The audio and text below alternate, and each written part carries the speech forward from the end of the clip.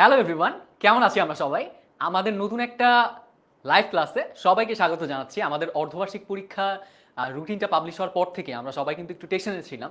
তো ওই টেনশন, সকল রকম বিভ্রান্তি, কনফিউশন সব কিছু দূর করার জন্য আমরা আজকের এই লাইভ ক্লাসটা নিয়ে এসেছি। আজকে যে টপিকগুলো পড়বো সবাই একটু দেখতেছো। ব্যাকরণ, আমার বাড়ি, ক্ষুদে গোয়েন্দার অভিযান, সন্ধি, শব্দ থেকে কবিতা, শ্রাবণের দীক্ষা। তার মানে এইটার মধ্যে কিন্তু প্রথম পত্র, দ্বিতীয় পত্র দুইটা জিনিসই আছে। সো আমাকে একটু কমেন্ট সেকশনে জানায় দাও কারা কারা বাংলার সাবজেক্টটা নিয়ে অনেক ভয়ে ছিলা।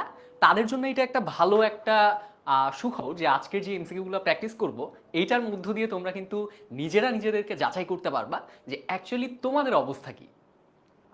ওকে, সো আমি একটু দেখি কে কে আমাদের সঙ্গে যুক্ত হয়েছে। আমি নামগুলো একটু পড়ি। ববিতা পাল যুক্ত হয়েছে, মালিহা যুক্ত হয়েছে, মালিহা উষ্মি যুক্ত হয়েছে, তিথি যুক্ত হয়েছে আমাদের সঙ্গে, তৃষা যুক্ত হয়েছে। ওকে, হ্যালো জানাচ্ছে অনেকে, হাই জানাচ্ছে। যারা হ্যালো জানাচ্ছে তাদেরকে হ্যালো, যারা আসসালামু আলাইকুম জানাচ্ছ তাদেরকে ওয়ালাইকুম আসসালাম। আমাদের সঙ্গে কিন্তু একই সাথে ক্লাসটা কিন্তু ফেসবুকে আবার ইউটিউবে দুইটা জায়গাতেই চলতেছে। আমি একটা বিষয় বলে রাখি তোমাদেরকে, আজকের ক্লাসের সর্বোচ্চ যে ক্লাসটা শেয়ার করতে পারবে, আমাদের লাইভ ক্লাসটা শেয়ার করতে পারবে। শেয়ার করার মেইন উদ্দেশ্য কি জানো? উদ্দেশ্য হচ্ছে, প্রথম উদ্দেশ্য হচ্ছে আপনার ব্যাচের বন্ধু বান্ধব যারা আছে তাদেরকে সহায়তা করা। অ্যাজ আ ফ্রেন্ড আপনার রেসপন্সিবিলিটি কি তারাও যাতে একটু পড়ালেখা করে, নাকি এটা বন্ধুর ভালো চেয়েই আপনারা হচ্ছে লাইভ ক্লাসটা শেয়ার করে দেবেন তাদের মধ্যে। আর সেকেন্ডলি আরেকটা সুখবর, আপনি যদি এই বন্ধুর জন্য এই কাজটা করেন তাইলে আপনি পেয়ে যাবেন 10 মিনিট স্কুলের একটা টি শার্ট। টি শার্টটা আপনারা দেখতে পাচ্ছেন, খুব ভালো একটা টি শার্ট, আমার ভালো লাগছে ডিজাইনটা। এইটার জন্য একজন লাকি উইনার আজকের লাইভ ক্লাসের যে সব থেকে বেশি শেয়ার করতে পারবে সে এই টি শার্টটা পেয়ে যাবে। সো দেখি কে পায় টি শার্টটা। সো শুরুর 5 মিনিট, আমরা এখনো পড়ালেখা শুরু করি নাই। আমি একটু পরে পড়ালেখা শুরু করব, তো তখন তো আর শেয়ার করতে পারবো না। তো এখনই শুরুর কয়েক মিনিটের মধ্যেই বন্ধু বান্ধব যারা যারা আছে সবাইকে মেনশন করে দাও। সিফাত মেনশন করে দাও সবাইকে, মনি মেনশন করে দাও সবাইকে। ওকে, নাহিদ, বন্ধু বান্ধব যে যেখানে আছে সবাইকে একটু মেনশন করে দাও কমেন্ট সেকশনে এবং একই সাথে লাইভ ক্লাসটা শেয়ার করে দাও। ওকে, রবিউল ইসলাম যুক্ত হয়েছে আমাদের সঙ্গে, শারমিন যুক্ত হয়েছে, আলিফ যুক্ত হয়েছে। আমি দেখতে পাচ্ছি ইউটিউবে অনেকে অ্যাক্টিভ আছে। আমি প্রত্যেকটা ক্লাসে কিন্তু একটা কম্পারেটিভ একটা কম্পিটিশন চালাই যে কারা বেশি ভালো করে, ফেসবুক নাকি ইউটিউব। আজকের ক্লাসে সেম কাজটা করবো। ফেসবুকে যারা আছে তারা বেশি ভালো করে নাকি ইউটিউবে যারা আছে তারা বেশি ভালো করে। কে কে শেয়ার করছো, শেয়ার করার পরে অবশ্যই কমেন্ট সেকশনে লিখে জানাবা যে শেয়ার ডান। আমি নামগুলো একটু দেখতে চাই কে কে শেয়ার করছে। পরবর্তীতে দেখব ওই নামগুলোর মধ্যে কে সব থেকে বেশি শেয়ার করছে, অ্যান্ড দেন তার কাছে আমি দিয়ে দেবো এই টি শার্টটা। সো দেখি কে লাকি উইনার হবে। আজকের লাকি উইনার কে হবে? সৃজা যুক্ত হয়েছে আমাদের সঙ্গে, রাশিদা যুক্ত হয়েছে। বাংলার জন্য একটাই ভয়, অনেক লেখা। রাশিদা জাহান সে লিখছে বাংলার জন্য, এটা একটা বড় বিষয় বলছো। আজকে আমরা বেসিক্যালি এমসিকিউ প্র্যাকটিস করব। তো এই স্লাইডটা আনলাম, এটা প্রথম প্রশ্ন। প্রশ্নের উত্তরটা এখনই দেওয়া লাগবে না, আমি একটু, যেহেতু বলছে যে বাংলায় অনেক ভয় লেখালেখির জন্য, তার জন্য আমি কিছু কথা বলি যে লেখালেখি কিভাবে ফাস্ট করব। প্রথম বিষয়টা ভাই, প্রথম বিষয়টা হচ্ছে বাংলায় যে সৃজনশীল প্রশ্ন আছে, বাংলায় যে ছোট প্রশ্ন আছে, তাদের মধ্যে সব থেকে ভয়ের জায়গাটা হচ্ছে সৃজনশীল প্রশ্ন, নাকি? আতিকুর, নুহা, রশিদ, কি বলো সব থেকে ভয়ের জায়গা কি? সৃজনশীল প্রশ্ন শেষ করতে পারবো কিনা, এতগুলা সৃজনশীল প্রশ্ন শেষ করতে পারবো কিনা। আমার টার্গেট থাকবে সৃজনশীল প্রত্যেকটাতে সমান গুরুত্ব দেওয়া। সমান গুরুত্ব দেওয়া মানে কি জানেন? সমান গুরুত্ব দেওয়া মানে হচ্ছে সমান টাইম দেওয়া। আপনারা এতদিন পর্যন্তই যে ক্লাস 7 পর্যন্ত উঠছেন, এর আগেও সৃজনশীল মনে হয় পাইছেন, 6-এ মনে হয় পাইছেন সৃজনশীল। তো সৃজনশীল লেখার সময় দেখা যায় সবার খাতায় একটা সমস্যা, এটা কমন একটা সমস্যা, বেশিরভাগের সমস্যা। সেটা হচ্ছে প্রথম দুইটা সিকিউ, প্রথম দুইটা খুব সুন্দরভাবে লেখে, তারপরে আস্তে আস্তে টাইম যায়, ধৈর্য কমে যায়, হাতের লেখার এমন অবস্থা হইতে থাকে যে ফার্স্টের লেখা লাস্টের লেখা টিচার যে বুঝবে যে একজন স্টুডেন্টই পুরা খাতাটা লিখছে, এইরকম লেখার অবস্থা থাকে না। কার কার এরকম হয় একটু হাত তুলে জানায় দিও, নির্লজ্জভাবে জানায় দিও যে আমার এরকম অবস্থা হয়। আমিও জানায় দিচ্ছি, আমারও একটা সময় এরকম হইতো। তারপরে কি করতাম জানো? তারপরে প্র্যাকটিস করতাম, টাইম দেখতাম, ঘড়ি ধরে ধরে যে প্রত্যেকটার জন্য আমি 21 মিনিট করে সময় নিব। 21 মিনিট আমাদের সময় যখন 7টা সিকিউ লেখা লাগতো, তো ওই সময় 3 ঘন্টাকে ওইভাবে ভাগ করছিলাম যে এমসিকিউ এর জন্য যদি শুরুতে 30 মিনিট চলে যায়, আমার কাছে এরকম সময় লাগে, এই সময়ের মধ্যে আমি প্রশ্ন পূর্ব এতক্ষণ সময় ধরে, তারপরে হচ্ছে প্রশ্ন কোনটা কোনটা দিব এটা সিলেকশনের জন্য আমার কিছু টাইম যাবে, 10-15 মিনিট টাইম যাবে। তারপরে গিয়ে আমি একদম সিকিউ লেখা শুরু করব, কারণ প্রশ্নটা পুরা প্রশ্ন আমি যখন একবার পড়ে ফেলছি তখন আমি জানি আমি কোন প্রশ্নটা ভালো পারি, কোন প্রশ্নটা খারাপ পারি। তার কারণ হচ্ছে অনেকে আছে কি, অনেকে কি করে সবার শুরুতে প্রশ্নটা পাওয়ার পরেই লেখা শুরু করে দেয়। সে জানে না যে এর মানে প্রশ্নে পরবর্তী পাতায় যে কি আছে এইটাও জানে না, না জেনে একদম লেখা শুরু করে শুরুতে, পরে গিয়ে দেখা যায় যে এটা মাথা ঠিক থাকে না। বুঝতে পারছো? কারণ তার তো পুরা প্ল্যানিংটা নাই 3 ঘন্টা সে কীভাবে লিখবে। তো যার কারণে দেখা যায় শেষে গিয়ে অনেকগুলা প্রশ্ন তারা মিস করে ফেলে। ওকে, তো জাকিরের ক্ষেত্রে এরকম হয়। ফারজানা, শাকিলা, শ্যামলী বিশ্বাস, কে কে শেয়ার করছো? আফরোজ শেয়ার করে দিছে, মেহেদি শেয়ার করে দিচ্ছে, মেহেদি অ্যান্সার জানা দিছে। আচ্ছা, এনিওয়ে আমরা কি তাহলে এমসিকিউ শুরু করতে পারি? শুরু করতে পারি সবাই? আচ্ছা, শ্যামলী বিশ্বাস হ্যালো জানাইছে, রাজীব বড়ুয়া হ্যালো জানাইছে, শেয়ার সবার ডান, কেউ কিন্তু এখনো পর্যন্ত জানাও নাই। রাশেদার ক্ষেত্রে এরকম হয়, পারুলের ক্ষেত্রে এরকম হয়, সাবিনা ইয়াসমিন, ওকে, রাজীব বড়ুয়া, মোহাম্মদ মাহিম, তারা প্রশ্ন জানাইতেছে। আচ্ছা, তাইলে আমরা এখন এমসিকিউ শুরু করি। সবাই রেডি? সবাই রেডি কিনা? রেডি, ওকে। রশিদ জানাই দিচ্ছে ও রেডি, সীমা জানাই দিচ্ছে। আচ্ছা, সীমা পটুয়াখালী থেকে বলতেছে। ওকে, তোমরা কমেন্ট সেকশনে এটাও জানাই দিও কে কোন জায়গা থেকে বলতেছো। তোমাদের বাংলার সিলেবাস প্রত্যেকের আমাকে আরেকটা বিষয় জানাই দিবা যে এই চ্যাপ্টারগুলা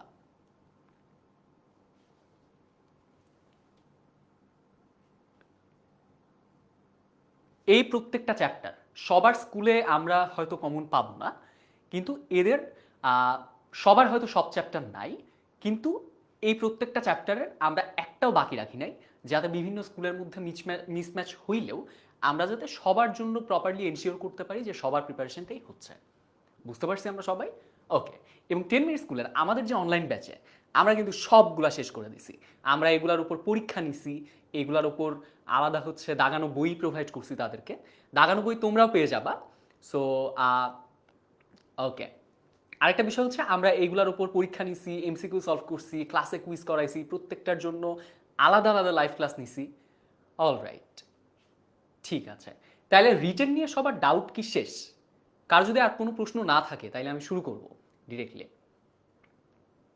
আচ্ছা, শাহজাদি শেয়ার করে দিচ্ছে, রাজীব বড়ুয়া শেয়ার করে দিচ্ছে, রানী শেয়ার করে দিচ্ছে, মণি কিশোর দাস সে হচ্ছে অ্যান্সার জানা দিচ্ছে। ওকে, তাইলে আমরা একটু এমসিকিউ এ চলে যাই। ব্যাকরণ শব্দের ব্যুৎপত্তিগত অর্থ কি? ব্যাকরণ শব্দের ব্যুৎপত্তিগত অর্থ কি? এইটা হচ্ছে আমাদের প্রশ্ন। কে কোনটা জানাইতেছো আমি একটু দেখি কার অ্যান্সার কি আসছে। ইউটিউবে সবাই গল্পগুজব করতেছে, হ্যালো সবাই বলছে। ফজর সবাইকে হ্যালো জানাই দিচ্ছে। ফজর সবার সাথে কথা বলার দরকার নেই, আমার সাথে কথা বলেন খালি, তাইলেই হয়েছে। এনিওয়ে, আচ্ছা ঠিক আছে। শাকিলা জানাই দিচ্ছে হচ্ছে বি নাম্বার অ্যান্সার পাইলাম। এ সি ডি এইগুলা কারো কাছে নাই, কারো অ্যান্সার এগুলা নাই, দ্বিমত নাই। ইসফার 2 এর বি জানাইছে, প্রীতি জানাইছে 1 এর বি, আচ্ছা 1 এর বি জানাইছে। ওকে, মেহেদি বিশ্বাস বি, সাইফুল বি, ওকে, আকরাম শেয়ার করে দিচ্ছে, থ্যাংক ইউ আকরাম। ওকে, ইস্তিয়াক একটা প্রশ্ন জিজ্ঞেস করছে, ভাই আপনার নাম কি? আচ্ছা, যারা যারা আমার ক্লাসে নতুন তাদের জন্য একটা ইন্ট্রোডাকশন দিয়ে রাখি। আমার নাম সুষমা চক্রবর্তী। আপনাদের এখানে অনেকদিন ধরে বাংলা পড়াই, ইতিহাস পড়াই, বাংলাদেশ এবং বিশ্ব পরিচয় পড়াই। যারা আমাদের অনলাইন ব্যাচের স্টুডেন্ট তাদের সাথে অলরেডি পরিচয় আছে, আর যাদের সাথে প্রথম ক্লাস, কে কে প্রথম ক্লাস করতেছো আমার সঙ্গে এটা একটু কমেন্ট সেকশনে জানাই দিবা, তাদের সাথে একটু নতুন করে পরিচিত হই। আমি অনেকগুলো নতুন মুখ দেখতেছি এখানে। অপূর্বর নামটা একটু নতুন, অপূর্ব বিশ্বাস। ওকে, রশিদ এর সাথে প্রথম ক্লাস, মাহিমের সাথে মনে হয় প্রথম ক্লাস। ওকে, তো সবাই যেহেতু বি জানাইছে বিশেষভাবে বিশ্লেষণ, আমি একটু দেখি ব্যাকরণ শব্দের ব্যুৎপত্তিগত অর্থ আসলে কি হয়। বুঝছো? মাহিম সি জানাইছে সাধারণ সংশ্লেষণ না, ব্যাকরণ বি যোগ আ যোগ ক্রি যোগ অন। ব্যাকরণকে যদি আমরা ভাঙি, ব্যুৎপত্তিগত অর্থ পাওয়ার জন্য কি করতে হবে? ব্যাকরণ শব্দটাকে ভাঙতে হবে। এখন বি মানে কি? বিশেষ, বিশেষভাবে বিশ্লেষণ। সাধারণ বিশ্লেষণও না, সাধারণ সংশ্লেষণও না, বিশেষভাবে সংযোজনও না। এটার মানে কি? বিশেষভাবে বিশ্লেষণ। কি বিশ্লেষণ করা? ভাষা বিশ্লেষণ করা। বুঝতে পারছি আমরা সবাই? কি বিশ্লেষণ করা? ভাষা বিশ্লেষণ করা। এবং ভাষা বিশ্লেষণ করে ভাষার নিয়ম শৃঙ্খলা আবিষ্কার করা। ভাষার নিয়ম শৃঙ্খলা আবিষ্কার করা, এইটাই হচ্ছে ব্যাকরণের সব থেকে বড় কাজ। তো আমরা অ্যান্সারটা দেখছি, কার কার সঠিক অ্যান্সার হয়েছে, যাদের হয় নাই, যেমন মাহিম সি জানাইছিলাম, মাহিম ভুলটা একটু কারেকশন করে নাও। রাজীব লিখছে আপনার ক্লাস করছিলাম আগে। আচ্ছা, কোন ক্লাস করছিলা? কোন টপিকের ক্লাস করছিলা? আচ্ছা, জাকির আমার ক্লাস করছে, অনলাইন ব্যাচের ক্লাস করছে। চট্টগ্রাম থেকে আফিফা। ওকে, শাকিলা। ঠিক আছে, তাহলে আমরা এমসিকিউ 2 তে চলে যাই। রূপতত্ত্বের অপর নাম কি? রূপতত্ত্বের অপর নাম কি? আচ্ছা, এইটার প্রশ্নটা এরকম হইতে পারে, রূপতত্ত্বের অন্য নাম কি, বা রূপতত্ত্বকে আর কি নামে ডাকা হয়। বুঝতে পারছেন? বা রূপতত্ত্বকে আর কি বলা হয়। আমরা একটু দেখি বাক্যতত্ত্ব, শব্দতত্ত্ব, ধ্বনিতত্ত্ব বা পদক্রম। বেসিক বিষয়টা বলে রাখি। বেসিক বিষয়টা হচ্ছে ব্যাকরণের 4টা মেইন কি আছে? উপাদান আছে। ভাষার 4টা মেইন উপাদান আছে, এবং সেইগুলাই ব্যাকরণের মূল কি হয়ে দাঁড়ায়? আলোচনার বিষয়বস্তু হয়ে দাঁড়ায়। কি কি? আমি যদি বলি আপনাকে, একটা হচ্ছে ধ্বনি, 2 নাম্বার হচ্ছে শব্দ, 3 নাম্বার হচ্ছে বাক্য, 4 নাম্বার হচ্ছে অর্থ। দেখা যায় সবগুলো? আমার লেখা দেখা যায় ক্লিয়ারলি? একটু জানাই দিও তো দেখা যায় কিনা। ধ্বনি, শব্দ, বাক্য এবং অর্থ, এই 4টা আলোচনা যখন করা হয়, আলোচনার বিষয়বস্তু, এইগুলার পরে একটা করে কি বসতেছে? তত্ত্ব বসতেছে। শব্দতত্ত্ব, বাক্যতত্ত্ব, আরেকটা কি? অর্থতত্ত্ব। এখন এইগুলার আবার এক একটা করে নাম আছে। বুঝতে পারছেন? এইগুলার আবার এক একটা করে নাম আছে। ধ্বনিতত্ত্ব, শব্দতত্ত্বকে ধ্বনিতত্ত্বই বলা হয়। শব্দতত্ত্ব, অ্যান্সারটা আমি দেখি আগে। র দেখে সবাই বুঝেই ফেলছেন যে রূপতত্ত্বের অপর নাম কি? শব্দতত্ত্ব। রাইট? রূপতত্ত্বের অপর নাম শব্দতত্ত্ব। কার কার সঠিক অ্যান্সার হয়েছে? অনেকে অ্যান্সার দিচ্ছ, শ্যামলী অ্যান্সার দিচ্ছ, নীরব অ্যান্সার দিচ্ছ, অপূর্ব অ্যান্সার দিচ্ছ। এই যে অপূর্ব নতুন আমার ক্লাসে বলছিলাম, যারা যারা নতুন তাদেরকে বলে রাখি, আমার ক্লাসে আমি তো বুঝতে পারতেছি না। এই যে সাদমান লিখতেছে ডি, সাদমান কি 1 নম্বরের ডি বলছে নাকি 2 নম্বরের ডি বলছে? আমি তো এটা বুঝতে পারতেছি না। দ্যাটস ওয়াই তুমি একটা কাজ করবা, তুমি ফার্স্টে হচ্ছে নাম্বারটা দিবা 2, তারপরে লিখবা হচ্ছে এ বি সি নাকি ডি। তোমার অ্যান্সারটা কমেন্ট সেকশনে দিবা।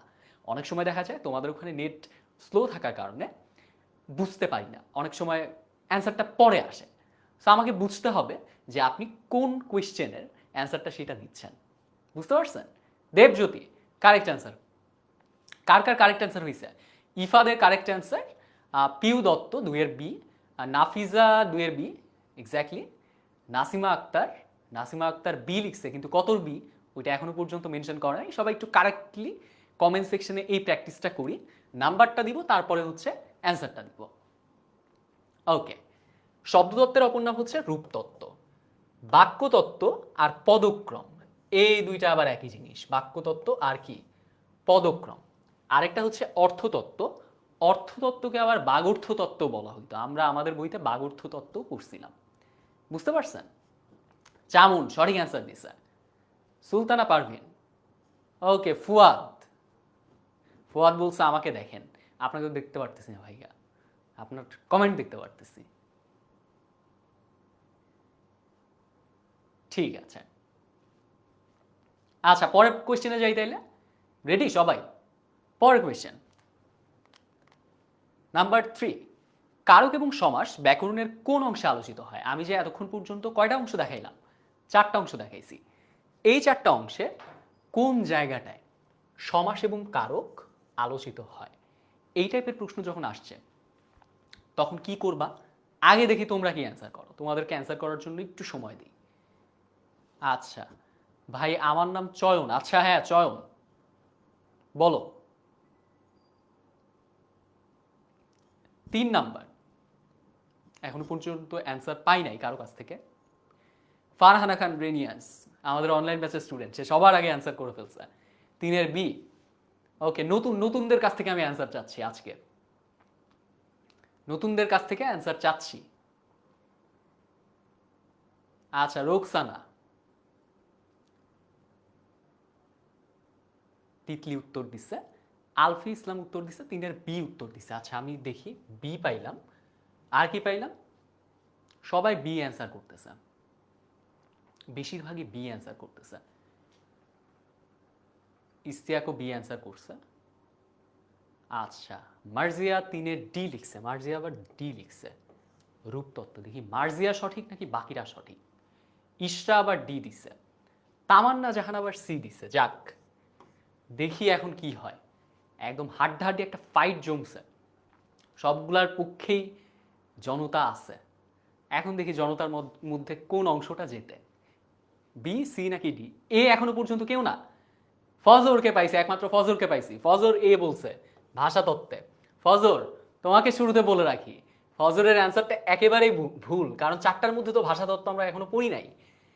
আই এম রিয়েলি সরি ফজর, তুমি এ আমার কথা শুনে দেওয়ার জন্য দিলা নাকি আসলেই দিলা?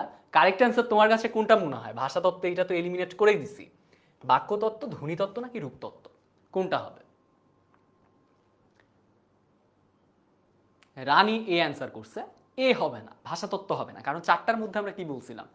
ধ্বনিতত্ত্ব, শব্দতত্ত্ব, বাক্যতত্ত্ব, আরেকটা অর্থতত্ত্ব। তো এই 4টার মধ্যে ভাষাতত্ত্ব আমরা দেখতে পারতেছি না, তাহলে আমরা ফার্স্ট এই অপশনটা আমরা এলিমিনেট করে দিই। বাক্যতত্ত্ব, ধ্বনিতত্ত্ব নাকি রূপতত্ত্ব, এই ধরনের প্রশ্ন আসলে মনে করো তুমি এখানে সমাস দেখছো। সমাস মানে কি ভাই?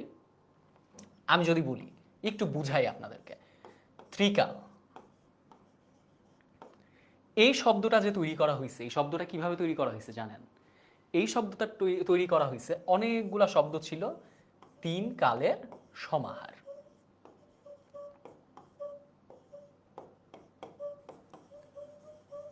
3 কালের সমাহার, তাকে বলা হয় হচ্ছে ত্রিকাল।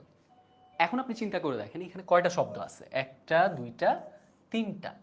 তো 3টা শব্দ একসাথে মিলে একটা শব্দে পরিণত হয়েছে, এইটাকেই বলা হচ্ছে সমাস। তার মানে আমার সমাসের মধ্য দিয়ে আসলে কি তৈরি হইতেছে? নতুন শব্দ তৈরি হইতেছে। কি হইতেছে? নতুন শব্দ তৈরি হইতেছে। সবাই বুঝতে পারতেছো? আফরিন বুঝতে পারতেছো? সি অ্যান্সার করতেছো যারা, ধ্বনিতত্ত্ব। এটা কি শব্দ, নতুন শব্দ তৈরি হইতেছে। তাইলে নতুন শব্দ তৈরি হওয়ার যে প্রক্রিয়া, এটা কোথায় আলোচিত হবে? অবভিয়াসলি শব্দতত্ত্বে আলোচিত হবে। তাইলে শব্দতত্ত্বের অপর নাম কি? শব্দতত্ত্বের অপর নাম হচ্ছে রূপতত্ত্ব। তাইলে আমার অ্যান্সারটা কি হচ্ছে? অ্যান্সারটা হচ্ছে 3 ডি, রূপতত্ত্ব। ডি অ্যান্সার করছিলা কে কে? একটু হাত তুলে জানা দাও, উইনারগুলাকে আমি দেখতে চাই। 3 ডি। এই প্রশ্নটা অনেক কনফিউজিং ছিল, অনেকেই ভুল অ্যান্সার করছো। যারা ভুল অ্যান্সার করছো তাদের জন্য সুখবর হচ্ছে, পরীক্ষাতে আর ভুল করবা না, যেহেতু একবার ভুল করছো। আর যারা ভুল করো নাই, তারা তো আগে থেকেই পারো, তাদেরকে কংগ্রাচুলেশনস। ওকে সোহানা, ঠিক আছে, আমার পরের ক্লাসে, পরের স্লাইডে চলে যাই। আচ্ছা ঠিক আছে, সবার কাছে ক্লিয়ার বিষয়টা? আচ্ছা ঠিক আছে। আচ্ছা, আরেকটা বিষয় হচ্ছে দাগানো বইয়ের কথা বলছিলাম অনেকে, তাই না? দাগানো বইয়ের কথা বলছিলাম। তো বিষয়ভিত্তিক গুরুত্বপূর্ণ অধ্যায়ের বা সম্পূর্ণ দাগানো বই পেতে কই ফোন করবা? 16910 নাম্বারে ফোন করবা। তোমরা অলরেডি এখানে দেখতে পাচ্ছ দাগানো বইগুলা কিভাবে দাগানো আছে, প্রত্যেকটা জিনিস আমাদের টিচাররা তোমাদের জন্য কোন জায়গায় ইম্পর্টেন্ট জিনিসপত্র এই যে লেখাও আছে দেখতে পারতেছো, যে কোন জায়গায় কোন এক্সট্রা ইনফরমেশনটা দরকার, কোন জায়গা থেকে কোন ধরনের প্রশ্ন আসবে, তার জন্য কালার দিয়ে, তারপরে হচ্ছে কলম দিয়ে দাগানো আছে। সো এইটা পেতে তোমরা সবাই কই ফোন করবা? 16910-তে ফোন করবা। অ্যান্ড আরেকটা বিষয়, টি শার্টের কথা বলছিলাম সবাইকে, টি শার্ট পাওয়ার জন্য অবশ্যই ক্লাসটা শেয়ার করে দিবা। যে সব থেকে বেশি শেয়ার করতে পারবা সেই পেয়ে যাবা আজকের, সেই হয়ে যাওয়া হচ্ছে আজকের লাকি উইনার। এবং সেই একজন লাকি উইনার পেয়ে যাবে আমাদের টি শার্ট, 10 মিনিট স্কুলের টি শার্ট। অল ক্লিয়ার, জানা দিছে। শাহনাজ শেয়ার করে দিছে, মাহিম শেয়ার করে দিছে। আচ্ছা, কার এই কনফিডেন্স আছে যে লাকি উইনার হইতে পারবে? লাকি উইনার, লাক মানে এটা সম্পূর্ণই লাকের উপর। তো কেউ বলতে পারতেছে না যে কার লাক কি, কারণ লাক তো আমরা জানি না। ঠিক আছে, আচ্ছা নাম্বার 4, পড়ালেখায় ফিরে আসি আবার সবাই। নাম্বার 4, রেডি সবাই? ফেরদৌসি অ্যান্সার করতেছে, শাহনাজ একটু জানা দাও। ঠিক আছে, আচ্ছা ব্যাকরণে ধ্বনি বা বর্ণের আলোচনাকে কি বলা হয়? ধনাগম, ধ্বনিতত্ত্ব, ধ্বনিমূল, নাকি ধ্বনি তরঙ্গ? এটা খুবই সিম্পল একটা কোয়েশ্চেন, তেমন কঠিন কিছু না, সহজ প্রশ্ন, সহজ উত্তর। আচ্ছা, জয়া সরকার, পিউ দত্ত 4-এর বি জানাইছে, 4-এর বি। একটা অ্যান্সার পাইলাম। এসিডি কেউ আসো? অপূর্ব এখনো পর্যন্ত অ্যান্সারটা ওইভাবে করতেছো না, তুমি কত নাম্বার অ্যান্সার করতেছো আমি বুঝতে পারতেছি না, নাম্বারটা একটু মেনশন করো যে 4-এর এত। আচ্ছা তাজরিন, তাজরিন কি পারবা না? কেন প্রশ্ন পারবা না, উত্তর পারবা না, না কি বলতেছো? এটা তো ইজি প্রশ্ন, কোথায় সমস্যা ভাইয়া একটু জানায় দাও, তাহলে আমি সেটা নিয়ে আলোচনা করি। ইফাদ আবার জিজ্ঞেস করছে ভাই আপনার বাড়ি কোথায়? আমার বাড়ি হচ্ছে না, লেখকের বাড়ি মুখস্থ করতে করতে আপনার যে অবস্থা হয়েছে, এতগুলা লেখক, আপনি বলেন তো জসিমউদ্দিনের বাড়ি কোথায়? ওকে, সঞ্চিতা চক্রবর্তী বি জানাইছে, কিন্তু কত নাম্বারের বি সেটা জানাই নাই। রেনিয়াস জানাইছে 4-এর বি, 4-এর বি, সবাই বিয়ের পক্ষে, এর বাইরে কেউ নাই।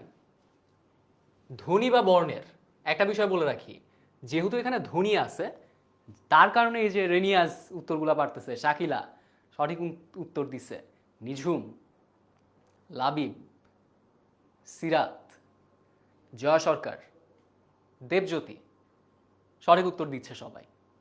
কিন্তু বিষয়টা হচ্ছে ধ্বনি বা বর্ণ, আমি যদি এখানে ধ্বনি না দিতাম, যদি আমার শুধুমাত্র উত্তরটা আসতো, উত্তরটা বলতেছি প্রশ্নটা আসতো যে ব্যাকরণে বর্ণের আলোচনা হয় কোন অংশে, ব্যাকরণের কোন অংশে বর্ণের আলোচনা হয়, তখন তোমার জন্য একটু টাফ হয়ে যেত, বুঝতে পারছো? কিন্তু বর্ণ আসলে আমরা তখন কি খেয়াল করব? বর্ণ কি? ধ্বনির লিখিত রূপকে বর্ণ বলা হয়, ধ্বনির লিখিত রূপকে বর্ণ বলা হয়। সো আমি যখন শুধুমাত্র এখানে মনে করো ধ্বনি এই প্রশ্নের মধ্যে নাই, ব্যাকরণে বর্ণের আলোচনা কোথায় হয়, কোন অংশে হয়ে থাকে, এইটা হচ্ছে প্রশ্ন। তাহলে আমরা কি জানি? বর্ণ হচ্ছে ধ্বনির লিখিত রূপ, তাহলে ধ্বনি সম্পর্কিত যা কিছু আছে যেখানে আলোচনা করা হয় সেটা হচ্ছে ধ্বনিতত্ত্ব। তাহলে অ্যান্সারটা কি হইতো? তখনও হইতো অ্যান্সারটা ধ্বনিতত্ত্ব। বুঝতে পারছেন? আমি কিন্তু প্রত্যেকটা এমসিকিউ এর অল্টারনেট কিভাবে আসতে পারে সেইটাও বলার চেষ্টা করতেছি। সো ইয়েস, আপনারা সবাই একটু খেয়াল করেন, একটা নোট খাতা রাখতে পারেন সাথে, যে কথাগুলো বলতেছি সেগুলো আপনারা নোট করতে পারেন, অ্যান্ড দেন আমাদের যে গ্রুপটা আছে আমাদের গ্রুপে পোস্ট করে দিতে পারেন। ওকে, ব্যাকরণ পাঠের প্রয়োজনীয়তা কি? ব্যাকরণ আমরা কেন পড়ি? ব্যাকরণ পাঠের প্রয়োজনীয়তা কি? অপশন এ, ব্যাকরণ পাঠ মানুষকে রুচিশীল করে, ব্যাকরণ পাঠে ভাষার গতি পরিবর্তন করা যায়, ব্যাকরণ পাঠে ভাষার কাল নির্ণয় করা যায়, কাল মানে হচ্ছে সময়, ব্যাকরণ পাঠ করে ভাষার শৃঙ্খলা সম্পর্কে বলা যায়। কোনটা হবে? সুদীপ্তা, অঞ্জনা, ফারহানা, তানভীর, তাবিবুর,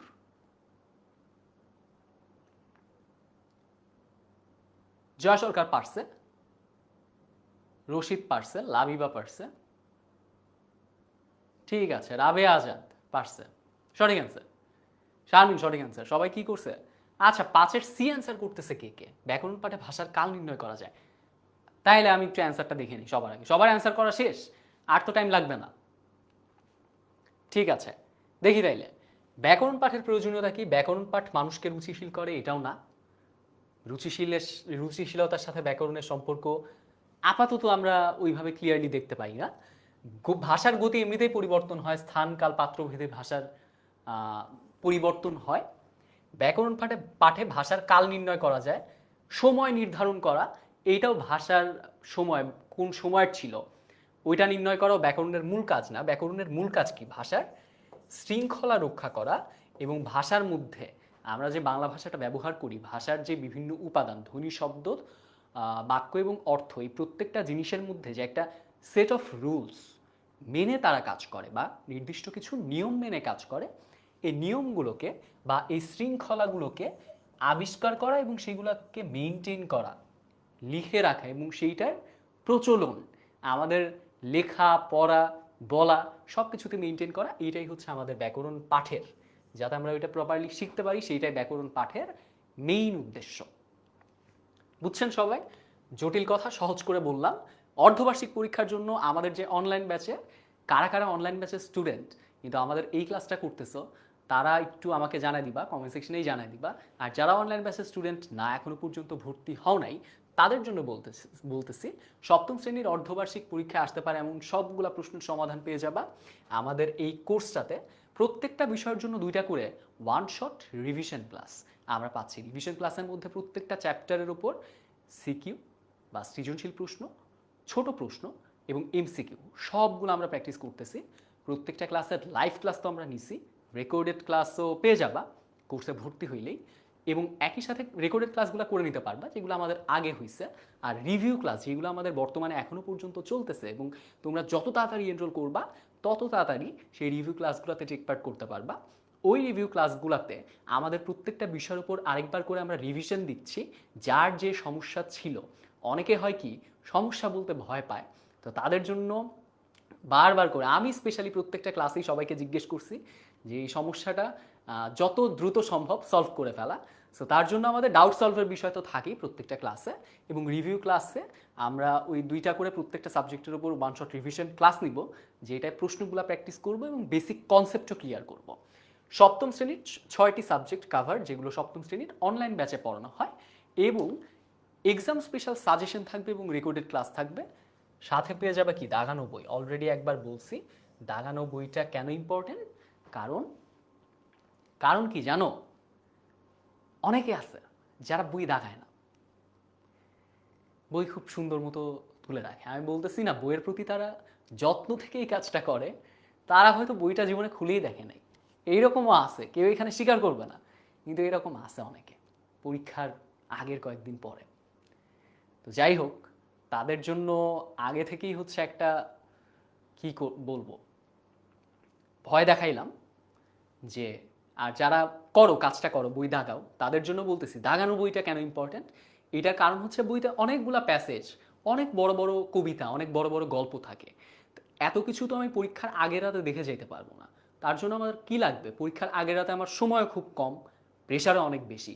তো বেশি প্রেশারের মধ্যে অল্প সময়ের মধ্যে আমি যাতে খুব সুন্দরভাবে যেই জিনিসগুলো মেইনলি ইম্পর্টেন্ট, যেই জিনিসগুলোয় থেকে বেশিরভাগ প্রশ্ন আসে, যেই জিনিসগুলো সব থেকে বেশি আসার সম্ভাবনা আছে, সেই জিনিসগুলো আমার দেখে যেতে হবে পরীক্ষার আগের রাতে। এবং সেই কারণেই দাগানো বইটা আমাদের দেওয়া। দাগানো বই বাদেও আমাদের অনলাইন ব্যাচে আপনারা সবাই যদি ভর্তি হন, তাইলে সবাই পেয়ে যাবেন আমাদের যে স্পেশাল সাজেশন পিডিএফ আছে সেটাও। সাজেশন পিডিএফের মধ্যে প্রশ্ন আছে, সিকিউ আছে, এমসিকিউ আছে। কারো কোনো কোয়েশ্চেন আছে?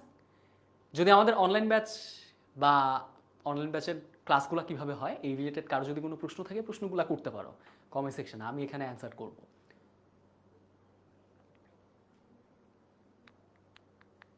আচ্ছা, তেমন কোনো প্রশ্ন পাচ্ছি না। শ্যামলী বিশ্বাস পেইড ব্যাচের স্টুডেন্ট। ইয়েস শ্যামলী, চিনতে পারছি আপনাকে। Rajib Barua,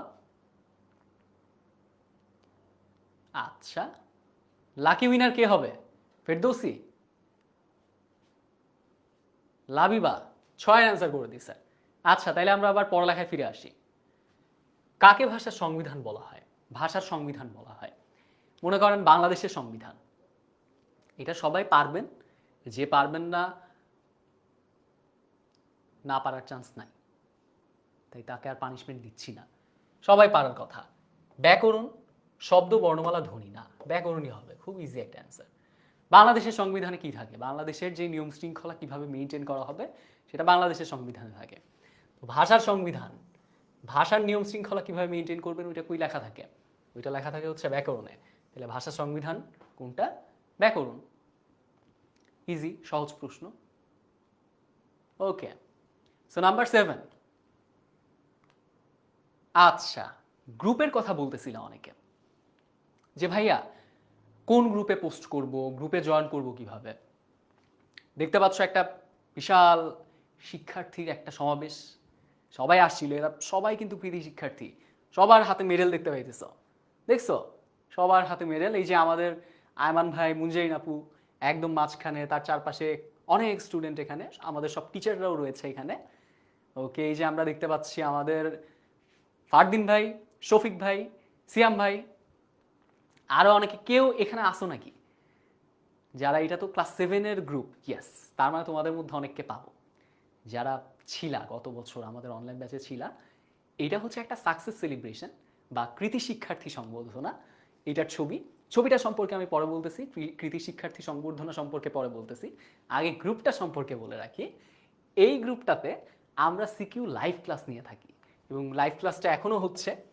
CQ live class নিয়ে থাকি, শর্ট কোয়েশ্চেনের সলিউশন ক্লাস নিয়ে থাকি, ডাউট সলভ লাইভ নিয়ে থাকি, টিপস অ্যান্ড ট্রিক্সের আলাদা আলাদা প্রত্যেকটা স্যারের প্রত্যেকটা সাবজেক্টের দেখবা আলাদা আলাদা ছোট ছোট ভিডিও দেওয়া আছে। ম্যাথের কোনো একটা জিনিস পারো না, মানে টেকনিক, সেই টেকনিকগুলো আলাদা করে দেখবা জাইনাপুর বিভিন্ন ভিডিও আছে। বাংলার হাসিফ ভাই, আমি, লিমন ভাই, কাইব ভাই, সৌরভ ভাই, সবার দেখবা অনেক রকম ছোট ছোট ভিডিও আলাদা করে আমরা পোস্ট করছি।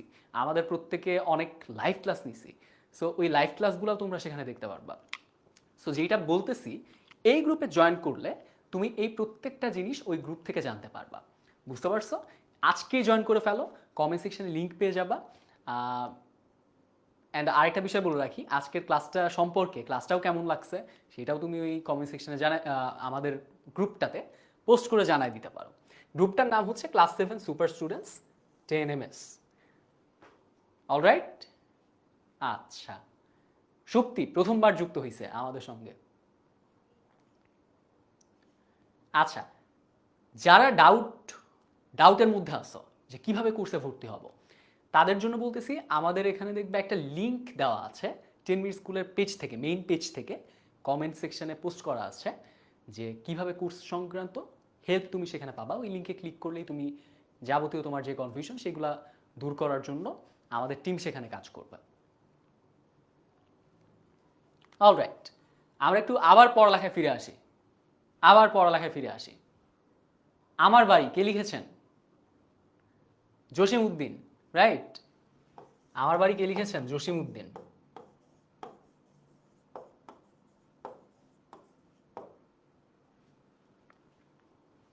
আমার বাড়ি থেকে এই প্রশ্নটা আসা।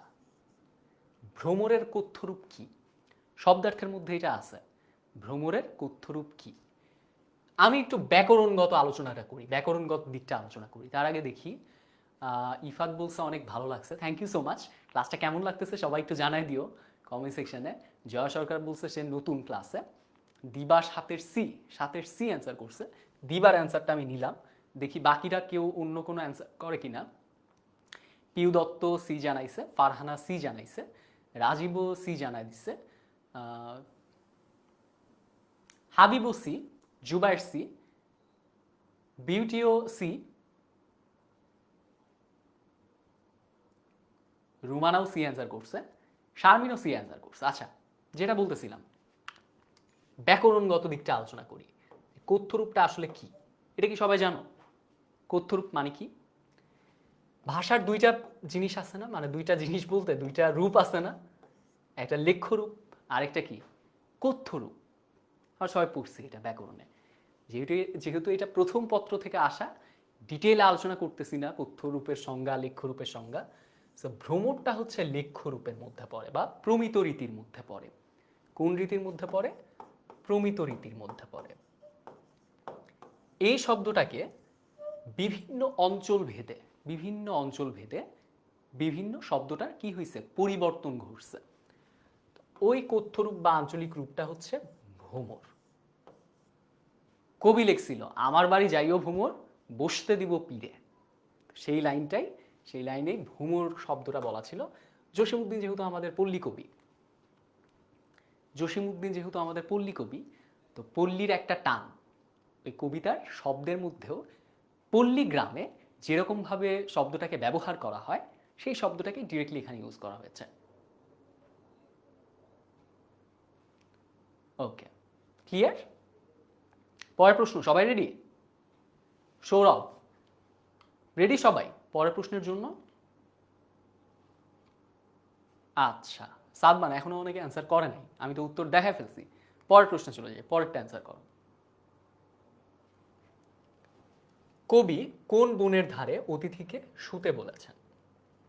আমতালের, আমজামের, আম কাঁঠালের নাকি তিলতমালের? কবি কোন বনের ধারে? আরেকটা বিষয় বলে রাখি, বাংলাতে এরকম আমার অনেক প্রশ্ন কই থেকে আসে জানো? কবিতার একদম ডিরেক্ট কবিতার লাইন থেকে আসে। আমি যদি একটু দেখার চেষ্টা করি, আমার বইতে ছিল আম কাঁঠালের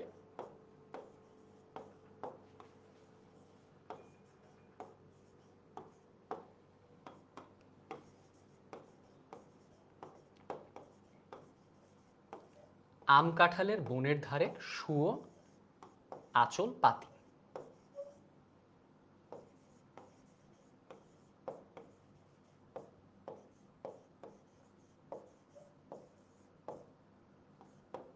বুঝতে পারছো? আম কাঁঠালের বনের ধারে শুয়ো আঁচল পাতি, এইটা লেখক বলেছিলেন। তো এই কবিতার থেকে, কবিতার বিভিন্ন জায়গা থেকে, যে কোন বনের ধারে অতিথিকে শুয়ে থাকতে বলেছেন। বুঝতে পেরেছো?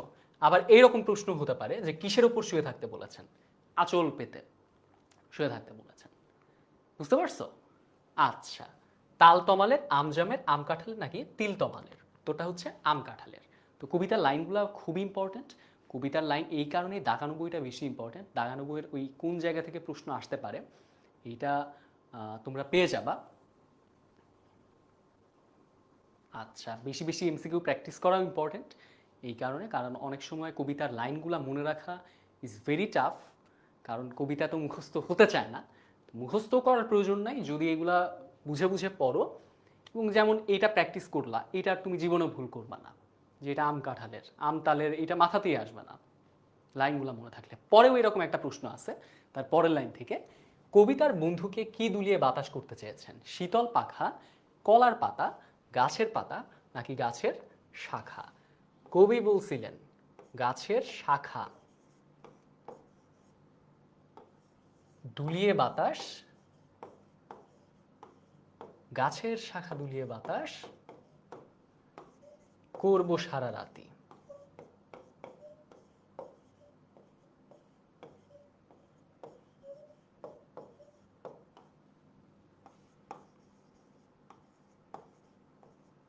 গাছের শাখা দুলিয়ে বাতাস করব সারা রাতি, আম কাঁঠালের বনের ধারে শুয়ো আঁচল পাতি, গাছের শাখা দুলিয়ে বাতাস করব সারা রাতি।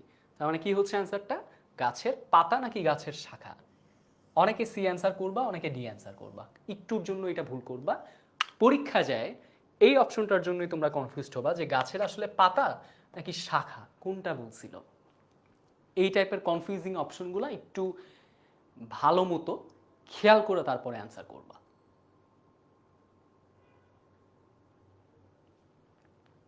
ওকে, নয়ের ডি জানাইছে সবাই, অলরেডি বলেই ফেলছি, আমি এক্সপ্লেনেশনও দিয়ে দিচ্ছি, নয়ের ডি অ্যান্সার। ওকে, আমরা একটু কুইকলি যাব, আমাদের 50টা এমসিকিউ সলভ করতে হবে। কবি কোন ফুলের মালা গাঁথতে চেয়েছেন? শিউলি ফুলের, ডালিম ফুলের, মৌরি ফুলের নাকি তারা ফুলের? দেখি কে অ্যান্সার দেয় সবার আগে। 10 নাম্বার, নাম্বার 10,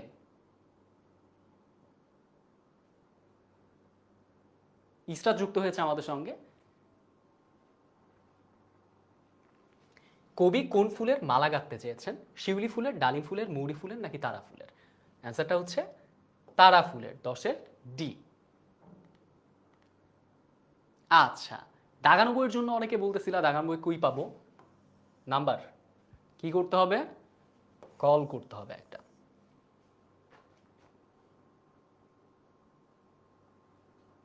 অলরাইট, কবি কার সাথে খেলা করতে চেয়েছেন? অতিথির সাথে, সাথীদের সাথে, বোনের সাথে নাকি ভাইয়ের সাথে? নাম্বার 11, 11 এর আনসার কে কে করতেছে সবার আগে আমি একটু দেখি। আহমেদ ফেরদৌস 10-এর অ্যান্সার জানাই দিছে, কারেক্ট অ্যান্সার। 11-র অ্যান্সার সবার আগে কে করে? আমি দেখি জয়া সরকার এখনো পর্যন্ত নাম্বার লিখতেছো না, তাই আমি বুঝতে পারতেছি না তুমি কোনটার অ্যান্সার করতেছো। এ অ্যান্সার করছে অনেকে অতিথির সাথে। দেখি এ বাদে বাকি কারো কোনো ভিন্ন মত আছে কিনা।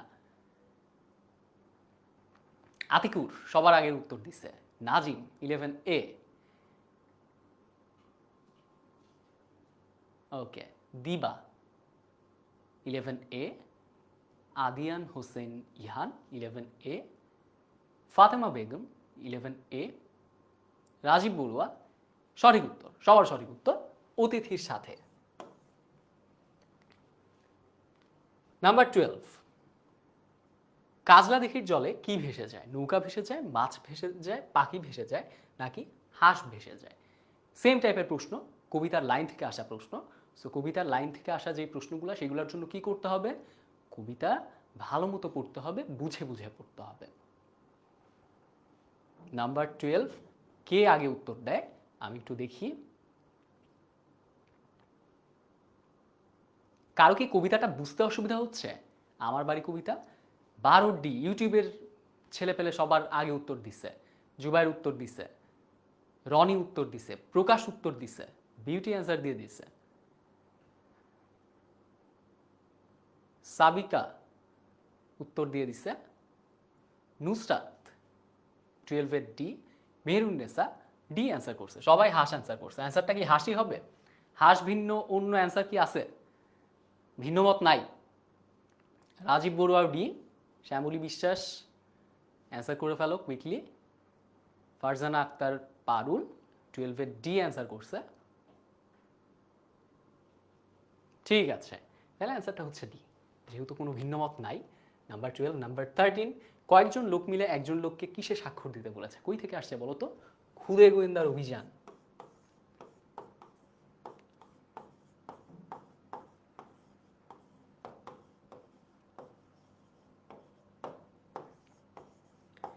এখানে ক্লাসে যারা যারা আছেন আপনারা গোয়েন্দা কাহিনী বেশি পড়েন কে কে?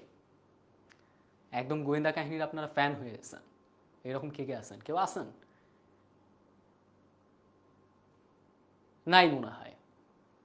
পড়ার বই পড়েন না, গল্পের বই কখন পড়বেন? এই অবস্থা আপনাদের। কাউকেই পাচ্ছি না যারা গোয়েন্দা কাহিনী খুব পছন্দ করে। আচ্ছা, কিন্তু খুদে গোয়েন্দার অভিযানের মধ্যে আমরা এমন একটা চরিত্র পাই যে আপনাদের বয়সী, সে প্রচুর পরিমাণে গোয়েন্দা কাহিনী পড়ে। গোয়েন্দা কাহিনী পড়তে পড়তে সে গল্পে যা কিছু পড়ে সেগুলো আবার বাস্তব জীবনেও কল্পনা করে। তো এই কল্পনা করতে গিয়ে তার একটা সময় একটা বিপদ ঘটে। কি বিপদ ঘটে? সে আসতেছে, ফেরার পথে একটা বাড়ি দেখে, সেই বাড়িতে একটা নাটকের রিহার্সাল চলতেছিল। রিহার্সাল মানে কি? মানে নাটকের যেই ডায়লগগুলো থাকে, নাটকের যেই চরিত্রগুলা চরিত্রগুলো ওই ডায়লগগুলো প্র্যাকটিস করে সেইমভাবে। তো ওই বাড়িতে রিহার্সাল চলতেছিল। এখন ওইখানে একজন লোককে সবাই মিলে জোর করে কি করে? দলিলে সাইন দিতে বলে। উত্তরটা বলেই দিছি, দলিলে সাইন দিতে বলে।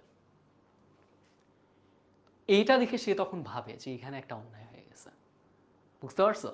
তখন সে এই যে তার মাথায় কি একটা ডিটেকটিভ মাইন্ড, তার মধ্যে একটা ডিটেকটিভ বাস করতেছে ব্যোমকেশ বক্সির মতো।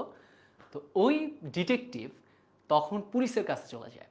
পরে পুলিশকে আবার এই বাড়িতে নিয়ে আসে, যেই বাড়িতে নাটকের মহড়াটা চলতেছিল।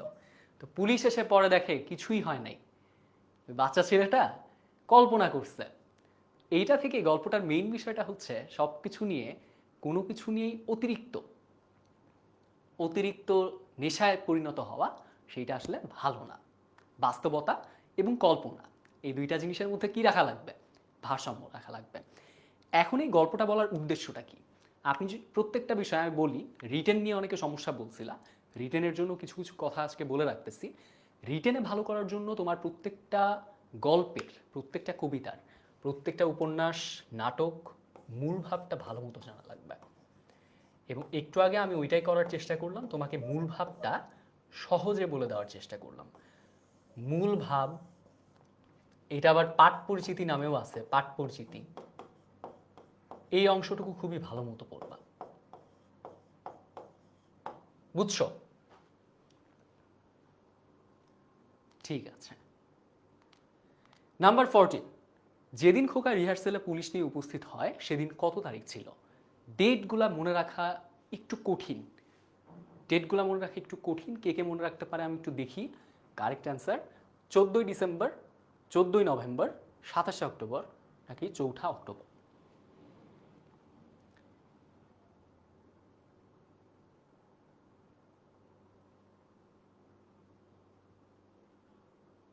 ওকে, মুস্তাকিম নাম্বার 14, 14 নাম্বার। আচ্ছা, শাহজাদি অ্যান্সার করছে। ইউটিউবে সবাই খুবই ভালো করতেছে, দ্রুত অ্যান্সার করতেছে, সবাই বি অ্যান্সার করতেছে। বি ভিন্ন অন্য অ্যান্সার কি পাই কিনা একটু দেখি। বি বাদে অন্য কোনো মতামত আছে নাকি গণতন্ত্রজয়ী হবে? আদিয়ান হোসেন, আদিয়ান হোসেন বলছে 27শে অক্টোবর। পিউ দত্ত 14 নাম্বার অ্যান্সারই করে নাই, সে শুধুমাত্র 14 লিখে কমেন্ট করে দিছে। আচ্ছা, জুবায়ের সি অ্যান্সার করছে আবার 14ই নভেম্বর। 14ই ডিসেম্বর কেউ করতেছেন না কেন? কারণ এটা বুদ্ধিজীবী দিবস দেখে 14ই ডিসেম্বর এই ডেটটা মনে আছে, এই ডেটটা হওয়ার চান্স নাই গল্পের সাথে। অ্যান্সারটা হচ্ছে 4 October, 4 October B. Number 15, Khokababur মূল নাম কি? সৈফুদ্দিন, আনিস, শফিক নাকি রফিক? খোকাবাবুর মূল নাম দেখবে পাঠ পরিচিতিতে সবার শুরুতেই বলা আছে সৈফুদ্দিন ওরফে খোকা। ওরফে মানে কি?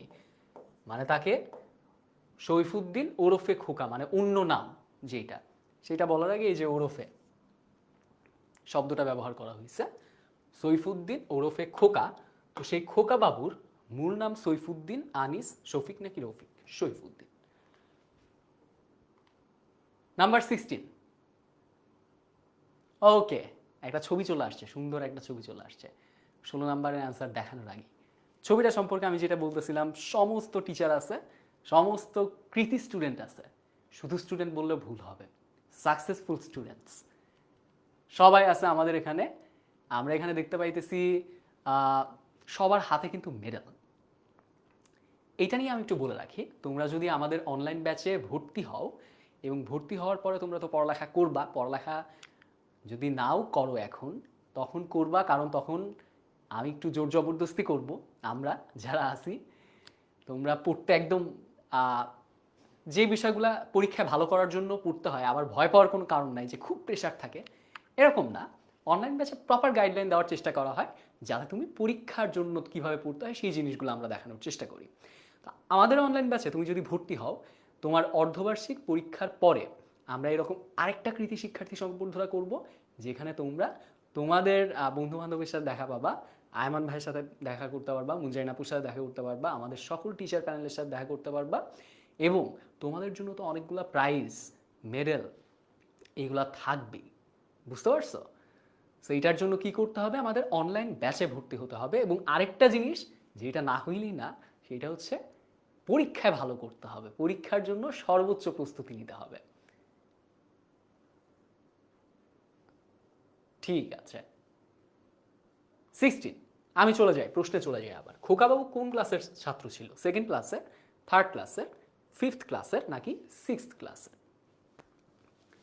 নাম্বার 16,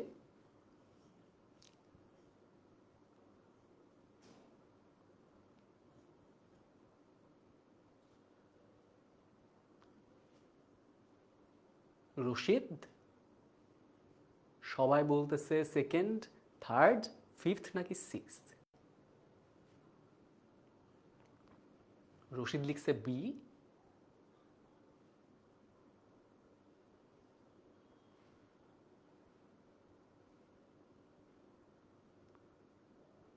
দিবা বি জানায় দিছে, তুর্য দেবনাথ বি বলছে, জুবায়ের বি, সুমাইয়া বি, শরীফ বি, আয়েশা খান বি, সবাই বি অ্যান্সার করছে। থার্ড ক্লাস, কিন্তু থার্ড ক্লাস মানে কি এটা কি তোমরা জানো? থার্ড ক্লাস, থার্ড ক্লাস মানে হচ্ছে তখনকার, মনে করো এখনকার যদি 10, 9, 8, তখনকার ফার্স্ট, সেকেন্ড, থার্ড। থার্ড মানে হচ্ছে ক্লাস 8-এর, তাই তো নাকি?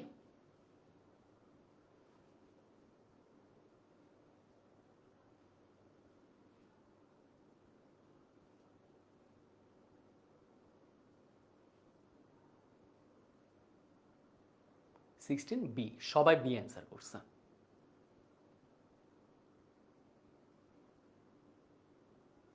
ওকে, সবাই বি অ্যান্সার করছে, 16-এর বি। আচ্ছা, ঠিক আছে, তাইলে অ্যান্সারটা আমরা দেখে নিই। অ্যান্সারটা হচ্ছে থার্ড ক্লাসের।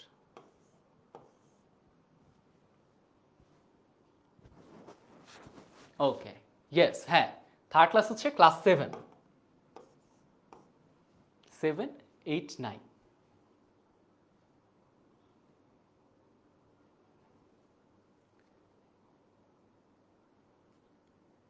আচ্ছা, যে লোকটিকে অস্ত্র তাক করে রাখা হয়েছে তার নাম কি? আনসারি, তিওয়ারি, বানশালী নাকি রামগোপাল? একটা ক্যারেক্টারের নাম, চরিত্রগুলোর নাম ভালো মতো পড়া লাগবে।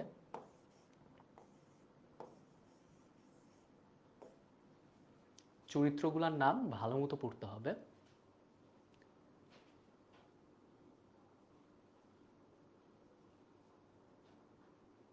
ওকে, এটা হচ্ছে অ্যান্সারটা, দেখে নিই। অ্যান্সারটা হচ্ছে তিওয়ারি।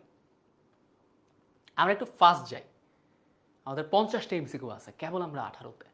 স্কুল থেকে বাড়ি ফিরতে ফিরতে খোকার সন্ধ্যা হয়ে গেল, বিকেল হয়ে গেল, দুপুর হয়ে গেল নাকি রাত হয়ে গেল? সময়ের কথা সন্ধ্যা হয়ে গেল। ক্লিয়ার? আচ্ছা, এটা বোঝার তেমন কিছু নাই এখান থেকে। এটা মূলত গল্প থেকে আসা প্রশ্ন। সো গল্প থেকে আসা প্রশ্নের জন্য কি করা লাগবে? দুইটা কাজ, যত বেশি পারা যায় এমসিকিউ সলভ করতে হবে, আর দাগানো বইটা ভালো মতো পড়তে হবে। নাম্বার 19, বাংলা ব্যাকরণের সন্নিহিত দুটো দুটো ধ্বনির মিলনকে কি বলা হয়? যেমন আমি যদি বলি হিমালয়, একটা শব্দ তৈরি করা হয়েছে, এটাকে ভাঙি, হিম যোগ আলয়। এখানে একটা অ আছে না, আর এখানে কি আছে? আ আছে। দুইটা মিলে এখানে কি হয়েছে? একটা আ হয়েছে। তাহলে যে অ যোগ আ সমান সমান আ, সন্নিহিত দুইটা ধ্বনি মিলে একটা ধ্বনিতে পরিণত হইল, এটার নামই অলরেডি সবাই বলে ফেলছে, সন্ধি। নাম্বার 19, সন্ধি। বাংলা ব্যাকরণে সন্নিহিত, সন্নিহিত মানে হচ্ছে পাশাপাশি, সন্নিহিত মানে হচ্ছে পাশাপাশি। বাংলা ব্যাকরণে পাশাপাশি দুটো ধ্বনির মিলনকে সন্ধি বলা হয়। সন্ধি কত প্রকার? 2 প্রকার, 3 প্রকার, 4 প্রকার নাকি 5 প্রকার? নাম্বার 20 দেখি কে সবার আগে উত্তর দেয়। সন্ধি 2 প্রকার, স্বরসন্ধি আর একটা হচ্ছে ব্যঞ্জন সন্ধি।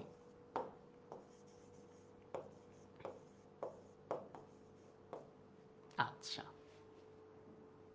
আরেকটা বিষয় বলে রাখতেছিলাম, আজকের যে ক্লাসটা দেখতে পাইতেছো এখন, এই ক্লাসটা, এই ক্লাসটার পরেও আমরা একটা কি ক্লাস নিব? আমরা একটা এই ফেসবুকে সিকিউ লাইভ ক্লাস নিব। আজকে কিসের উপর নিচ্ছি? এমসিকিউ নিচ্ছি। তাহলে সিকিউ এর উপর আলাদা একটা লাইভ ক্লাস আমরা নিব আমাদের এই গ্রুপটাতে। সো লাইভ ক্লাসে টেক পার্ট করার জন্য অবশ্যই গ্রুপটায় সবাই জয়েন করবা। আচ্ছা, বিসর্গ সন্ধি কোন সন্ধির অংশ? বিসর্গ সন্ধি, এটা বিসর্গ সন্ধি, বিসর্গ সন্ধি। বিসর্গ সন্ধি কোন সন্ধির অংশ? আমি যদি খেয়াল করি, বিসর্গ এই বর্ণটা স্বরবর্ণের মধ্যে পড়ে নাকি ব্যঞ্জন বর্ণের মধ্যে পড়ে? ব্যঞ্জন বর্ণের মধ্যে পড়ে। তাহলে এটা কোন দিকে পড়তেছে? আমার ব্যঞ্জন সন্ধির মধ্যেই পড়তেছে। খুবই সহজ। কোনটি সন্ধির উদ্দেশ্য? শব্দের মিলন ঘটানো, বর্ণের মিলন ঘটানো, ধ্বনিগত মাধুর্য সম্পাদন নাকি শব্দগত মাধুর্য সম্পাদন? আমি যখন হিমালয় ভেঙে দেখাইলাম, হিমযোগ আলয়, আমি ভেঙে ভেঙে কি দেখাইছিলাম? অধ্বনি, আধ্বনি, দুইটা ধ্বনি মিলে আবার একটা ধ্বনিতে পরিণত হওয়া। তাহলে কি শব্দের, বর্ণের, শব্দগত নাকি ধ্বনিগত? আপনারাই বলেন অ্যান্সারটা। অনেকেই সি অ্যান্সার করতেছে। যারা সি অ্যান্সার করতেছে অ্যাবসলিউটলি কারেক্ট। অ্যান্সারটা হচ্ছে ধ্বনিগত মাধুর্য সম্পাদন করা। বিসর্গের সঙ্গে স্বরধ্বনি বা ব্যঞ্জনধ্বনির মিলন হলে তাকে কি বলা হয়? বিসর্গ সন্ধি বলা হয়। বিসর্গ সন্ধি, যেখানে বিসর্গ আছে সেখানেই বিসর্গ সন্ধি বলা হয়। আমরা যদি দেখি বিসর্গ সন্ধির একটা এক্সাম্পল দেখি, মনে করো শিরোধার্য,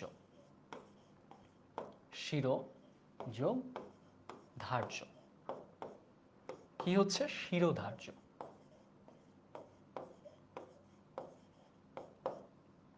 বুঝতে পারছো? বিসর্গর সাথে ব্যঞ্জন ধ্বনির মিলন ঘটছে এখানে। বিসর্গর সাথে ব্যঞ্জন ধ্বনির মিলন ঘটে কি হয়েছে? শিরোধার্য হয়েছে। তার মানে এটা বিসর্গ সন্ধি। ক্লিয়ার? ওকে, নাম্বার 25। আমরা অর্ধেক পর্যন্ত আসি এখন, ক্লাসের একদম মাঝামাঝিতে, কারণ আচ্ছা 24 নাম্বারে কেবল আসি। সন্ধি শব্দের অর্থ কি? যোগ, একত্রীকরণ, মিলন নাকি সংক্ষেপণ?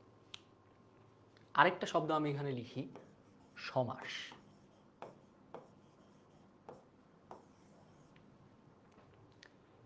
সন্ধি মানেও যা, সমাস মানেও তাই। তাহলে বলেন তো কি? সন্ধি সমাস দুইটাই সেম জিনিস। এক্স্যাক্টলি ধরতে পারছেন, মিলন। তাইলে ভাই সন্ধি আর সমাসের মধ্যে পার্থক্যটা কি? সন্ধি হচ্ছে ধ্বনির মিলন, আর সমাস হচ্ছে শব্দের মিলন। সন্ধি হচ্ছে ধ্বনির মিলন, আর সমাস হচ্ছে শব্দের মিলন। বুঝতে পারছো? ওকে, এরপরে যাই, নাম্বার 25। পরীক্ষা শব্দটির সন্ধি বিচ্ছেদ কোনটি? পরিযোগ রস্বইকারিক্ষা নাকি দীর্ঘইকারিক্ষা? এইটা কারো কি সি নাম্বার অপশন কারো মনে হচ্ছে? হওয়ার কথা না, এত ভুল কেউ করবেন না, হবে না, এইটাও হবে না। তাহলে কি হবে? রস্বই প্লাস দীর্ঘইকার। রস্বই প্লাস দীর্ঘই নাকি রস্বই? দেখি নাম্বার 25 কে কি অ্যান্সার করে। রেনিয়াস জানাইছে বি, সি জানাইছে অনেকে। সি নাম্বার তো আগেই এলিমিনেট করে দিলাম আপনাদের জন্য। তাজরি বি জানাইছে।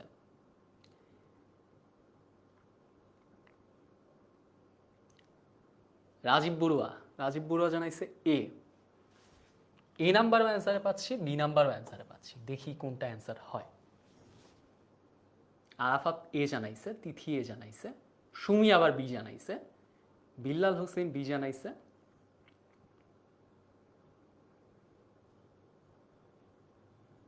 অলরাইট, ঠিক আছে। তাইলে আমরা একটু খেয়াল করি অ্যান্সারটা। পরিযোগ ইক্ষা রস্বইকার প্লাস দীর্ঘইকার সমান সমান কি হয়? দীর্ঘইকার হয়। পরীক্ষা কি হয়েছে এখানে? সন্ধি বিচ্ছেদে রস্বই প্লাস দীর্ঘই সমান সমান দীর্ঘই। দুলোক শব্দের সন্ধি বিচ্ছেদ কোনটি? দু বিসর্গ নাকি দ্বি যোগ লোক নাকি দ্বীপ যোগ লোক নাকি দুলোক? এ বি সি নাকি ডি?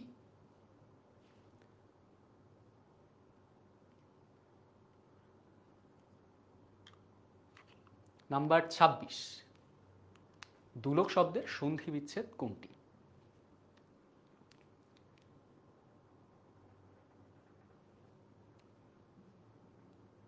দেখি কে সবার আগে উত্তর দেয়। দিবা উত্তর করছে। দিবা হচ্ছে বি নাম্বার অ্যান্সার করছে। অনেকে এ জানাচ্ছে, অনেকে আবার সি জানাচ্ছে। মানে এই তিনটাই পাচ্ছি, 4 নাম্বারটা কারো কাছ থেকে পাচ্ছি না।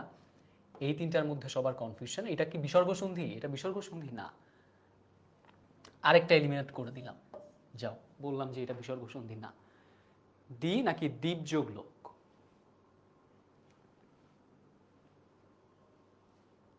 আচ্ছা, অনেকে এই জিনিসটা সম্পর্কে জানে না। এটা কিন্তু একটা নিপাতনে সিদ্ধ সন্ধি। কি সন্ধি? নিপাতনে সিদ্ধ সন্ধি। এইটা সম্পর্কে একটু বলে রাখি যে ভাই নিপাতনে সিদ্ধ সন্ধি মানে কি? নিপাতনে সিদ্ধ সন্ধি মানে হচ্ছে যে সন্ধিটা ব্যাকরণের সন্ধির নর্মাল যে নিয়মকানুন আছে সেই নিয়মকানুনগুলো মেনে চলে না, যার কারণে এটাকে বলা হয় নিপাতনে সিদ্ধ সন্ধি। অ্যান্সারটা হচ্ছে দ্বীপ যোগ লোক, দুলোক।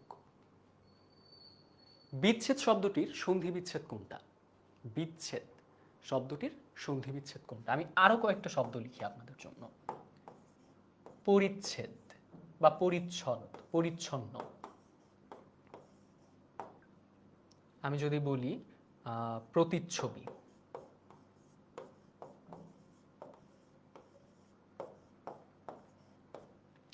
দুইটারই, এই তিনটারই আবার বিচ্ছেদ।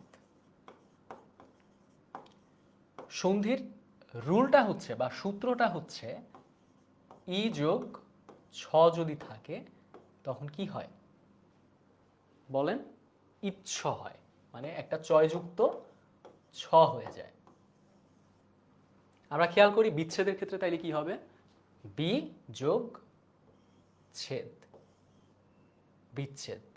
আমি যদি পরিচ্ছন্ন ভাঙি তাইলে কি হয়? পরি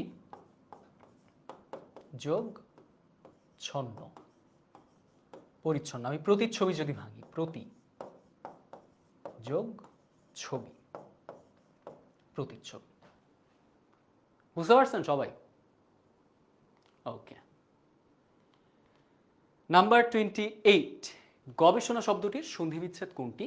গো যোগ এসোনা, গবে যোগ এসোনা, গবি যোগ এসোনা, নাকি গবে যোগ সোনা? খুব সহজ অ্যান্সার। নাবিল অ্যান্সার করো, তানভীর, রিনিতা, রশিদ, রওজা, সাকিবুল। নাম্বারটা মেনশন করে দিও, কত নাম্বার বলতেছো অ্যান্সার। লাবণী আক্তার, শাকিলা, নাম্বার 28।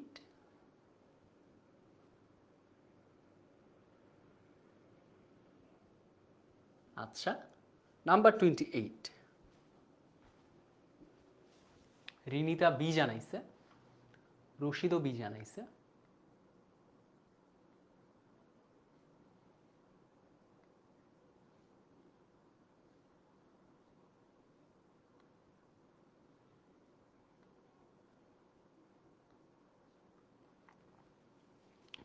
মুনি, মুনি অ্যান্সার করতেছে।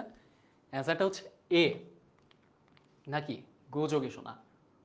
অনেকেই ভুল করছো, সো এই প্রশ্নটা ভালো মতো দেখে রাখো। গবেষণা, গো যোগ এসোনা সমান গবেষণা। এই প্রশ্নটা আসে, এই প্রশ্নটি ইম্পর্টেন্ট। মুশকিল শব্দের অর্থ কি? রোগবালাই, মেলামেশা, কষ্ট করা, নাকি সহজতর? মুশকিল, ব্যাপারটা খুব মুশকিল হয়ে গেছে আমার জন্য, একটু কষ্টকর হয়ে গেছে, বুঝছেন? নাম্বার 30, বাংলাদেশের বিশিষ্ট ভাষাবিজ্ঞানী কে? হুমায়ূন আহমেদ একজন কি ছিল? চলচ্চিত্র নির্মাতা ছিলেন, লেখক ছিলেন, সাহিত্যিক, শিক্ষকও ছিলেন। শামসুর রহমান সাহিত্যিক ছিলেন, কবি ছিলেন। আহসান হাবীবও লেখক ছিলেন। হুমায়ুন আজাদ লেখক ছিলেন এবং একই সাথে হুমায়ুন আজাদ একজন ভাষাবিজ্ঞানীও ছিলেন। তিনি বাংলাদেশের ঢাকা বিশ্ববিদ্যালয়ে অধ্যাপনা করেছেন, বাংলা বিভাগে ভাষাবিজ্ঞানের উপরই অধ্যাপনা করেছেন। আচ্ছা, তাকে বলা হয়, হুমায়ুন আজাদ সম্পর্কে বলা হয় তিনি হচ্ছে প্রথম। তিনি আবার কবিও, কবিতাও লিখেছেন। যারা কবিতা লিখে তাদেরকে কবি বলা হয়। শব্দ থেকে কবিতা নামে যে লেখাটা আছে তোমাদের এখানে, শব্দ থেকে কবিতা,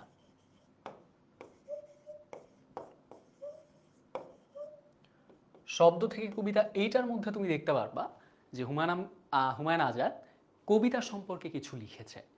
কবিতা কি, কবিতা কিভাবে লেখা হয়, কবিতা কিভাবে পড়তে হয়, বুঝতে হয়, এটা খুব সুন্দরভাবে কাব্যিক ভাষায়, কবিতার মতো ভাষাতেই তিনি বর্ণনা করেছেন। তো আমরা লেখাটা পড়েছি, সেইখান থেকে আমরা কিছু এমসিকিউ একটু দেখি। শুধু স্বপ্নেই যেসব জিনিস বেচাকেনা চলে, এই বাক্যে বেচাকেনা শব্দটি কি অর্থে ব্যবহৃত হয়েছে? বিনিময় প্রথা, ক্রয় বিক্রয়, ব্যবহার, নাকি আদান প্রদান? এইটার মানে হচ্ছে বিনিময় করা, স্বপ্নের মধ্য দিয়ে আদান প্রদান হয়। বুঝতে পারছেন? ও আচ্ছা, বিনিময় প্রথা না, প্রথা শব্দটা আছে এখানে, আদান প্রদান হবে। প্রথা, বিনিময় প্রথা আবার অন্য জিনিস। বিনিময় প্রথা হচ্ছে ওই যে ঐতিহাসিকভাবে যখন থেকে কি হইল, মনে করো সমাজটা প্রতিষ্ঠিত হইল আমাদের। আমার কাছে মনে করো যে হচ্ছে আমি চাল উৎপাদন করলাম, তোমার কাছে মনে করো অন্য একটা ফসল আছে, চাল, তোমার কাছে ডাল আছে সাপোজ। তো আমি চাল দিয়ে ডালটা নিলাম। এই যে পণ্যের বিনিময়ে বেচা কেনার বা আদান প্রদানের যে প্রথাটা, ওই প্রথাটা হচ্ছে বিনিময় প্রথা, কিন্তু এখানে স্বপ্নে জিনিস বেচাকেনা চলে। এই বেচাকেনা ওই বেচাকেনা না, এই বেচাকেনা বলতে হচ্ছে শুধুমাত্র আইডিয়াগুলা কি চলতেছে, আদান প্রদান চলতেছে। নিচের কোনটি কাকে বলে তা বলা খুব মুশকিল। একদম আমার ডিরেক্ট লাইন থেকে আসছে, আমার গল্পের লাইন থেকে আসা প্রশ্ন। নিচের কোনটি কাকে বলে তা বলা খুব মুশকিল। নাটক, গল্প, কবিতা নাকি সাহিত্য? অ্যান্সারটা খুব সহজ, কবিতা। আমরা কম বেশি কবিতা চিনি, যারা হাসতে পারি, যারা পড়তে পারি, যারা বলতে পারি, যারা গাইতে পারি। সহজ প্রশ্ন। এটাও কবিতা, আমার লাইন থেকে আসা, ডিরেক্ট গল্পের লাইন থেকে আসা। সো দাগানো বইটা এই কারণেই বেশি বেশি পড়বা যারা পড়তে পারি। 34, কবিতার লেখা পড়লে মন কেমন করে ওঠে? পবিত্র হয়, রেগে ওঠে, নেচে ওঠে নাকি শান্ত হয়? কবিতার লেখা পড়লে মন কেমন করে ওঠে? পবিত্র হয়, রেগে ওঠে, নেচে ওঠে নাকি শান্ত হয়? নেচে ওঠে। শব্দ থেকে কবিতা প্রবন্ধে কার ঘুড়ি বানানোর কথা বলা হয়েছে? ভাবের, শব্দের, রঙের নাকি উপমার? উত্তরটা হচ্ছে উপমার। উপমা কি এটা তোমরা বুঝো? উপমা শব্দের অর্থ হচ্ছে তুলনা করা, বুঝতে পারছো? যেমন জীবনানন্দ দাশ একজন কবি ছিলেন, তিনি একটা সুন্দর লাইন বলছিলেন যে পাখির নীরের মতো চোখ তুলে নাটোরের বনলতা সেন। নীর মানে কি? বাসা। পাখির নীরের মতো চোখ তুলে নাটোরের বনলতা সেন। সেই যে পাখির নীরের সাথে কিসের তুলনা করছে? বনলতা সেনের চোখের তুলনা করছে। এই তুলনা করাই হচ্ছে উপমা সাহিত্যিক দৃষ্টিভঙ্গিতে। বুঝতে পারছেন সবাই? ওকে, পরেরটা আমরা একটু চলে যাই। কবিতা কারা লেখেন? কবিয়ালরা, শিল্পীরা, কবিরা নাকি গায়কেরা? কবিতা কবিরা লেখেন। সহজ উত্তর, বেশি টাইম দিচ্ছি না এইটার জন্য। নাম্বার 37, শব্দের সঙ্গে শব্দ মিলিয়ে কি লেখা হয়? উপন্যাস, কবিতা, নাটক নাকি গল্প? এটাও ডিরেক্ট আমার বইয়ের লাইন থেকে নেওয়া। অ্যান্সার করো। সাবিনা ইয়াসমিন অ্যান্সার করে ফেলছে, ইয়াসিন উদ্দিন অ্যান্সার করে ফেলছে, মণিকিশোর দাস, আচ্ছা, ফরহাদ, জুবায়ের, দিবা, লাবণী আক্তার, মানিক, আরাফাত, সারা অধিকারী, সুলতানা পারভিন। সবাই অ্যান্সার করতেছে বি, শব্দের সঙ্গে শব্দ মিলিয়ে কবিতা লেখা হয়। কবিরা কিসের মতো স্বপ্ন দেখেন? বালুর মতো, মাটির মতো, সুরকির মতো? দেখো এখানেও কিন্তু কবি একটা উপমার ব্যবহার করছে। স্বপ্নকে হয় বালু, চাঁদ, মাটি নাকি সুরকি, দেখি কোনটা। অ্যান্সারটা আগেই বলে দিতে পারতেছি না, অ্যান্সারটা তোমরা করো। 38,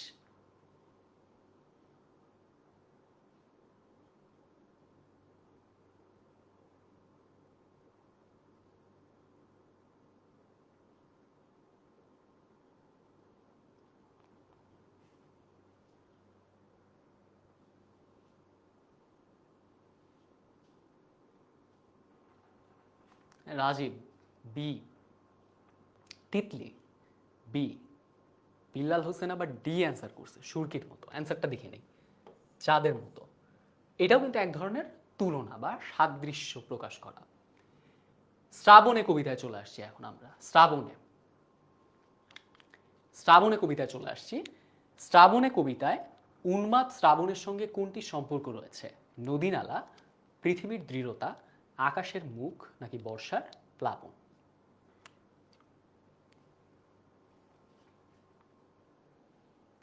শ্রাবণে কবিতায় উন্মাদ শ্রাবণের সঙ্গে কোনটির সম্পর্ক রয়েছে? নদীনালা, পৃথিবীর দৃঢ়তা, আকাশের মুখ নাকি বর্ষার প্লাবন? উন্মাদ শ্রাবণের সঙ্গে বর্ষার প্লাবনের সম্পর্ক রয়েছে। যে বর্ষাকে কেন, শ্রাবণকে কেন উন্মাদ বলা হচ্ছে? উন্মাদ মানে কি জানো তো? পাগল। বুঝতে পারছি? পাগল মানে হচ্ছে যার বিষয়টা আমরা একটু যদি দেখি যে বর্ষার যে প্লাবনের মধ্যে একটা উন্মত্ততা, সেই উন্মত্ততা প্রকাশের জন্য শ্রাবণকে উন্মাদ বলা হয়েছে। বুঝতে পারছো? এখন তো আষাঢ় মাস চলে, কয়েকদিন পরেই শ্রাবণ, তখন বুঝতে পারবা যে বর্ষা।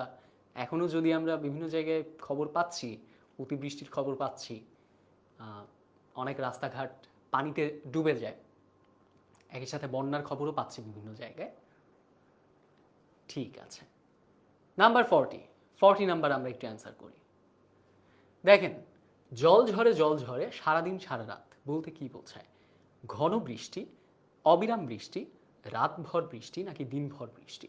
জল ঝরে সারাদিন সারা রাত। সারাদিন সারা রাত বলতে শুধু কি রাতভর বলা হইতেছে, নাকি শুধু দিনের কথা বলা হইতেছে? সারা দিনের কথা বলা হয়েছে, সারা রাতের কথা বলা হয়েছে, নাকি ঘন বৃষ্টি? ঘন বৃষ্টি না, এখানে সেখানে বলা নেই।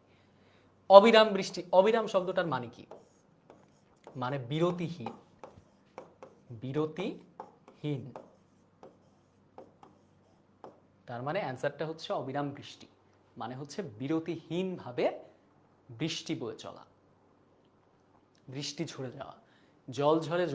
জল ঝরে সারাদিন সারা রাত বলতে বোঝানো হয়েছে অবিরাম বৃষ্টি। শ্রাবণে কবিতায় প্রাণ খোলা বর্ষায় স্নান করে কারা? একদম ডিরেক্ট কবিতার লাইন থেকে, প্রাণ খোলা বর্ষায় স্নান করে কারা? প্রাণীকুল, নদীনালা, ধরণী। ধরণী মানে কি? ধরণী মানে হচ্ছে পৃথিবী, নাকি গাছপালা? প্রাণীকুল, নদীনালা, ধরণী নাকি গাছপালা? একটু টাইম দিই আপনাদেরকে। সুপ্তি অ্যান্সার করো। দেবজ্যোতি 41 নাম্বার চলতেছে। বিল্লাল সবার আগে কারেক্ট অ্যান্সার দিচ্ছে। ঠিক আছে, বিল্লালের অ্যান্সারটা কারেক্ট। জোবাইদুল বি অ্যান্সার করছে, কিন্তু অ্যান্সারটা হচ্ছে আমাদের ডি। শ্রাবণী কবিতায় প্রাণ খোলা বর্ষায় স্নান করে গাছপালা। গাছপালা স্নান করে মানে কি? গাছপালা বৃষ্টি যখন অবিরাম ধারায় ঝরতে থাকে তখন গাছপালাও পুরোপুরি ভিজে যায় না? ওইটাই বলা হচ্ছে যে ওই ভেজাটা কি লেখক বা কবি তার মতো করে কাব্যিক ভাষায় বলতেছে যে এটা হচ্ছে গাছপালায় স্নান করা। স্নান করা মানে হচ্ছে গোসল করা। নাম্বার 42, প্রাণ খোলা বর্ষায় নদীনালা ঘোলা জল ভরে ওঠে। প্রাণ খোলা বর্ষায় নদীনালা ঘোলা জল ভরে ওঠে, ভরসায় টলমল ঝমাঝম নাকি চারিধার? ডিরেক্ট কবিতার লাইন। 42 আমরা একটু অ্যান্সার করি।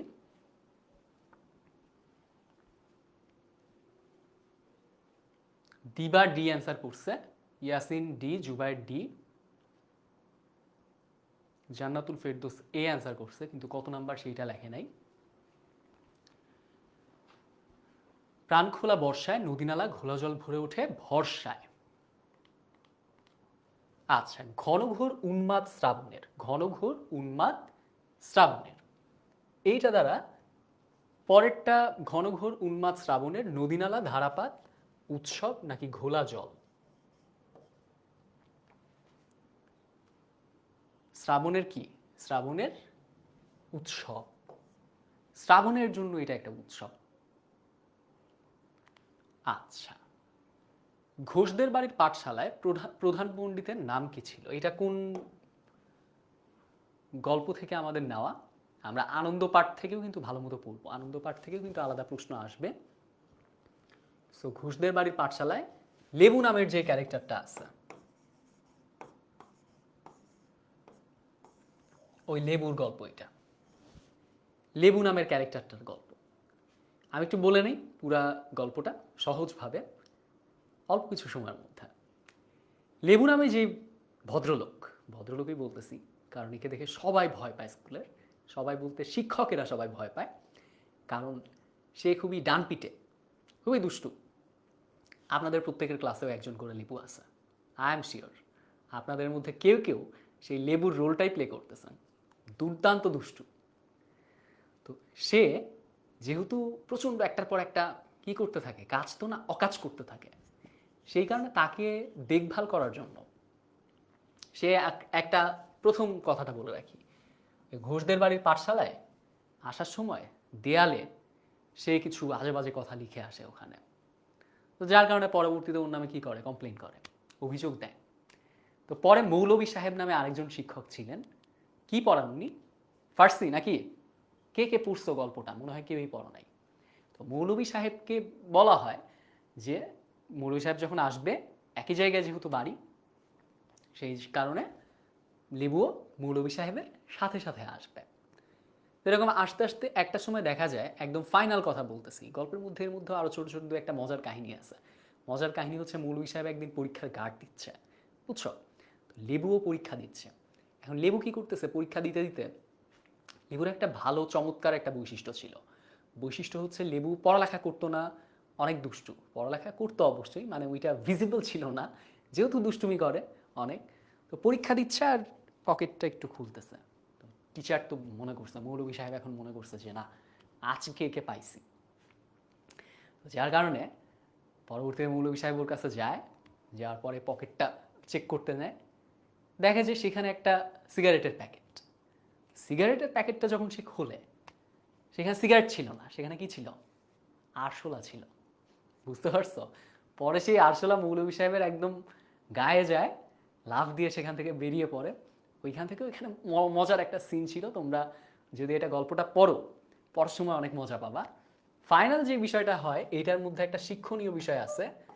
লেবু মৌলভী সাহেবের সাথে যাওয়ার সময় একদিন একটা কাঠবিড়ালি দেখে। কাঠবিড়ালি, তো কাঠবিড়ালি দেখে তার মাথায় আবার নতুন একটা প্ল্যান। কি প্ল্যান? শিকার করবে ওকে। ওইটাকে শিকার করতে গিয়ে সে কি করে, ওই কুমোর পাড়ার অনেকগুলো হাড়ি পাতিল সে ভেঙে ফেলে। ভেঙে দৌড়। লেবু তো আর ওখানে থাকবে না, লেবু দৌড় মারছে। কিন্তু ওখানে কাকে পাইছে? ওইখানকার মানুষ এসে মৌলভী সাহেবকে পাইছে। তো মৌলভী সাহেবকে যখন পায়, তখন প্রথমত মৌলভী সাহেব একটু অপমানিত বোধ করেন, তিনি একজন সম্মানিত মানুষ, তিনি শিক্ষক।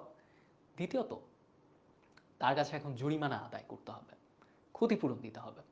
ক্ষতিপূরণ হিসেবে মৌলভী সাহেব একজন স্কুল মাস্টার, তো তার আর্থিক অবস্থাটাও গল্পে ওই রকম না, যার কারণে তিনি কি করেন, ছাতাটা তখন বন্ধক দিয়ে আসে। বুঝছো? ছাতাটা বন্ধক দিয়ে আসে, এবং ছাতা বন্ধক দেওয়ার পরে লেবুর একটু খারাপ লাগে বিষয়টা। লেবু তখন কি করে, এইখান থেকে একটা রিয়েলাইজেশন হয় তার। কি রিয়েলাইজেশন হয়? যে না, আসলে দুষ্টুমি করবো একটা লিমিট পর্যন্ত। বুঝতে পারছো?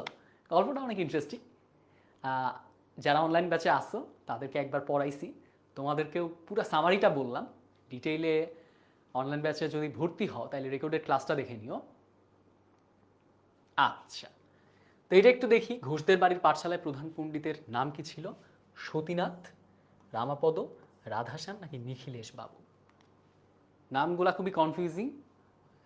রামাপদ বাবু, প্রত্যেকটা চরিত্রের নাম এটা মনে রাখা খুব দরকার। আমি সবসময় বলি, প্রত্যেকটা গল্প যখন পড়বা, গল্পের সাথে নিজের একটা আলাদা নোট খাতা থাকবে। নোট খাতায় গল্পের চরিত্রগুলা ওয়ান বাই ওয়ান মেনশন করবা, তাদের সম্পর্কে ইম্পর্টেন্ট ইনফরমেশনগুলা, যেমন তার বয়স কত, পেশা কি, এই জিনিসগুলো আলাদা আলাদা করে নোট ডাউন করলে দেখবা অনেক সহজ হবে বিষয়টা তোমার জন্য মনে রাখা। তো মৌলভী সাহেব লেবুর হাড়ি ভাঙার জন্য কি বন্ধক দিলেন? ঘড়ি, রুমাল, ছাতা নাকি ঘটি?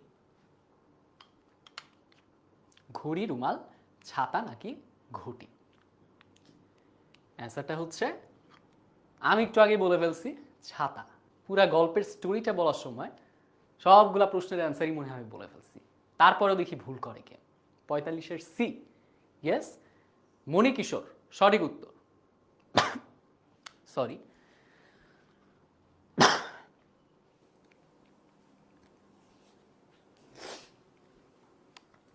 কি হবে অ্যান্সারটা? ছাতা। নাম্বার 46, লেবু পরীক্ষা দিতে গিয়ে পকেটে কি নিয়ে গিয়েছিল? পরীক্ষা দিতে গিয়ে পকেটে টিকটিকি, মৌমাছি, কোন নাকি আরশোলা? অ্যান্সারটা হচ্ছে, আচ্ছা, অপশনটা আরশোলা হবে। অ্যান্সারটা কি? আরশোলা। আরশোলা মানে জানো তো তোমরা সবাই, আরশোলা মানে হচ্ছে তেলাপোকা। বুঝছো? তেলাপোকার আরেক নাম হচ্ছে আরশোলা। নাম্বার 47, মৌলভী সাহেব থাকতেন কোথায়? কাজীবাড়ি, কুমোরপাড়া, চৌধুরী বাড়ি নাকি লাহিড়ী বাড়ি? তার ঠিকানা। তো আমি যেহেতু তোমাদেরকে বললাম যে প্রত্যেকটা চরিত্রের ওই রকম যখন আলাদা আলাদা ছক করবা তখন কি হবে, তার পেশা, তার ঠিকানা, তার সম্পর্কে ইম্পর্টেন্ট তথ্যগুলো তুমি যদি চার্ট আকারে নাও লিখো, জাস্ট আলাদা নোট খাতায় যদি নিজের মতো করে লেখো ইম্পর্টেন্ট একটা তথ্য, তাহলে এটা সহজ হয়ে যাবে তোমার জন্য। বুঝতে পারছো? স্পেশালি এমসিকিউ এর জন্য এটা অনেক কাজে দিবে। আর সিকিউ এর জন্য আমি তো সবাইকে বলছি পাঠ পরিচিতি, প্রত্যেকটা কবিতার মূল ভাব এবং প্রবন্ধগুলোর মধ্যে যে ইম্পর্টেন্ট জায়গাগুলো আছে সেইগুলা পড়া ভেরি ভেরি ইম্পর্টেন্ট।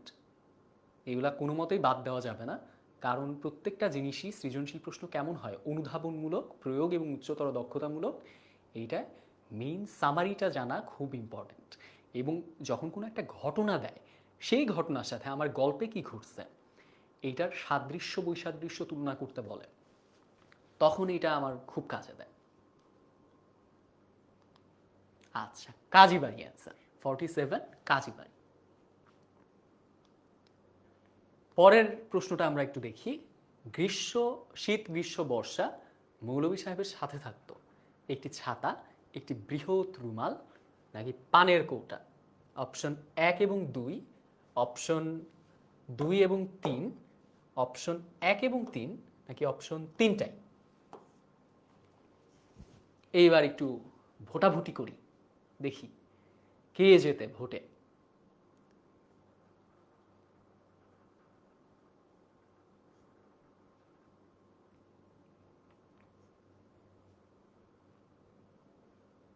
ওকে, 48। জুবাইর বলতেছে সি, 1 এবং 3। সি পাইলাম। মেহেদি হাসান বলতেছে এ, 1 এবং 2। রাজীব এ বলতেছে, লাবণী বলতেছে সি, সোহান বলতেছে এ, সুপ্তি বলতেছে 2। 2 মানে কি? 2 মানে হচ্ছে বি। আচ্ছা, তার অ্যান্সারটাও নিচ্ছি। ডি কারো অ্যান্সার নাই। অ্যান্সারটা হচ্ছে পানের কৌটা হবে না, পান খাইতো না মৌলভী সাহেব। মৌলভী সাহেব একটা ছাতা নিত, একটা বৃহৎ রুমাল সাথে থাকতো। আচ্ছা, আরেকটা বিষয় দেখো, ছাতার ওকে, শীত গ্রীষ্ম বর্ষা ওয়েদারের একটা সম্পর্ক আছে না? ছাতা শীতকাল, গ্রীষ্মকাল কি বর্ষাকাল, গ্রীষ্মে প্রচণ্ড রোদ থাকে, বর্ষাকালে প্রচণ্ড কি থাকে, বৃষ্টি থাকে, তখন ছাতাটা দরকার হয়, আর একটা রুমাল সাথে থাকতো। সরি, 49 প্রশ্ন। মৌলভী সাহেবের প্রতি লেবু হৃদয়ে অনুভব করলো শ্রদ্ধা, মহানুভবতা নাকি সহানুভূতি? শ্রদ্ধা, মহানুভবতা নাকি সহানুভূতি? অ্যান্সারটা হচ্ছে বি, 2 ও 3। ফাইনাল প্রশ্ন আমাদের নাম্বার 50। এই টাইপের এমসিকিউ প্রশ্ন অনেক সময় আসে, আমরা আজকের ক্লাসে সর্বশেষ প্রশ্নটা এই টাইপটা আমি রাখার চেষ্টা করলাম, সো দ্যাট বুঝতে পারো সব ধরনের টাইপের সাথেই তোমাদের পরিচিতি ঘটে। উদ্দীপক থাকে একটা, উদ্দীপকের উপর ভিত্তি করে প্রশ্নগুলো হয়। শিক্ষকরা ভেবে পায় না রমেশ কিভাবে পরীক্ষায় প্রথম হয়, তাই এবার পরীক্ষার সময় শিক্ষক সতীশ বাবু রমেশের প্রতি তীক্ষ্ণ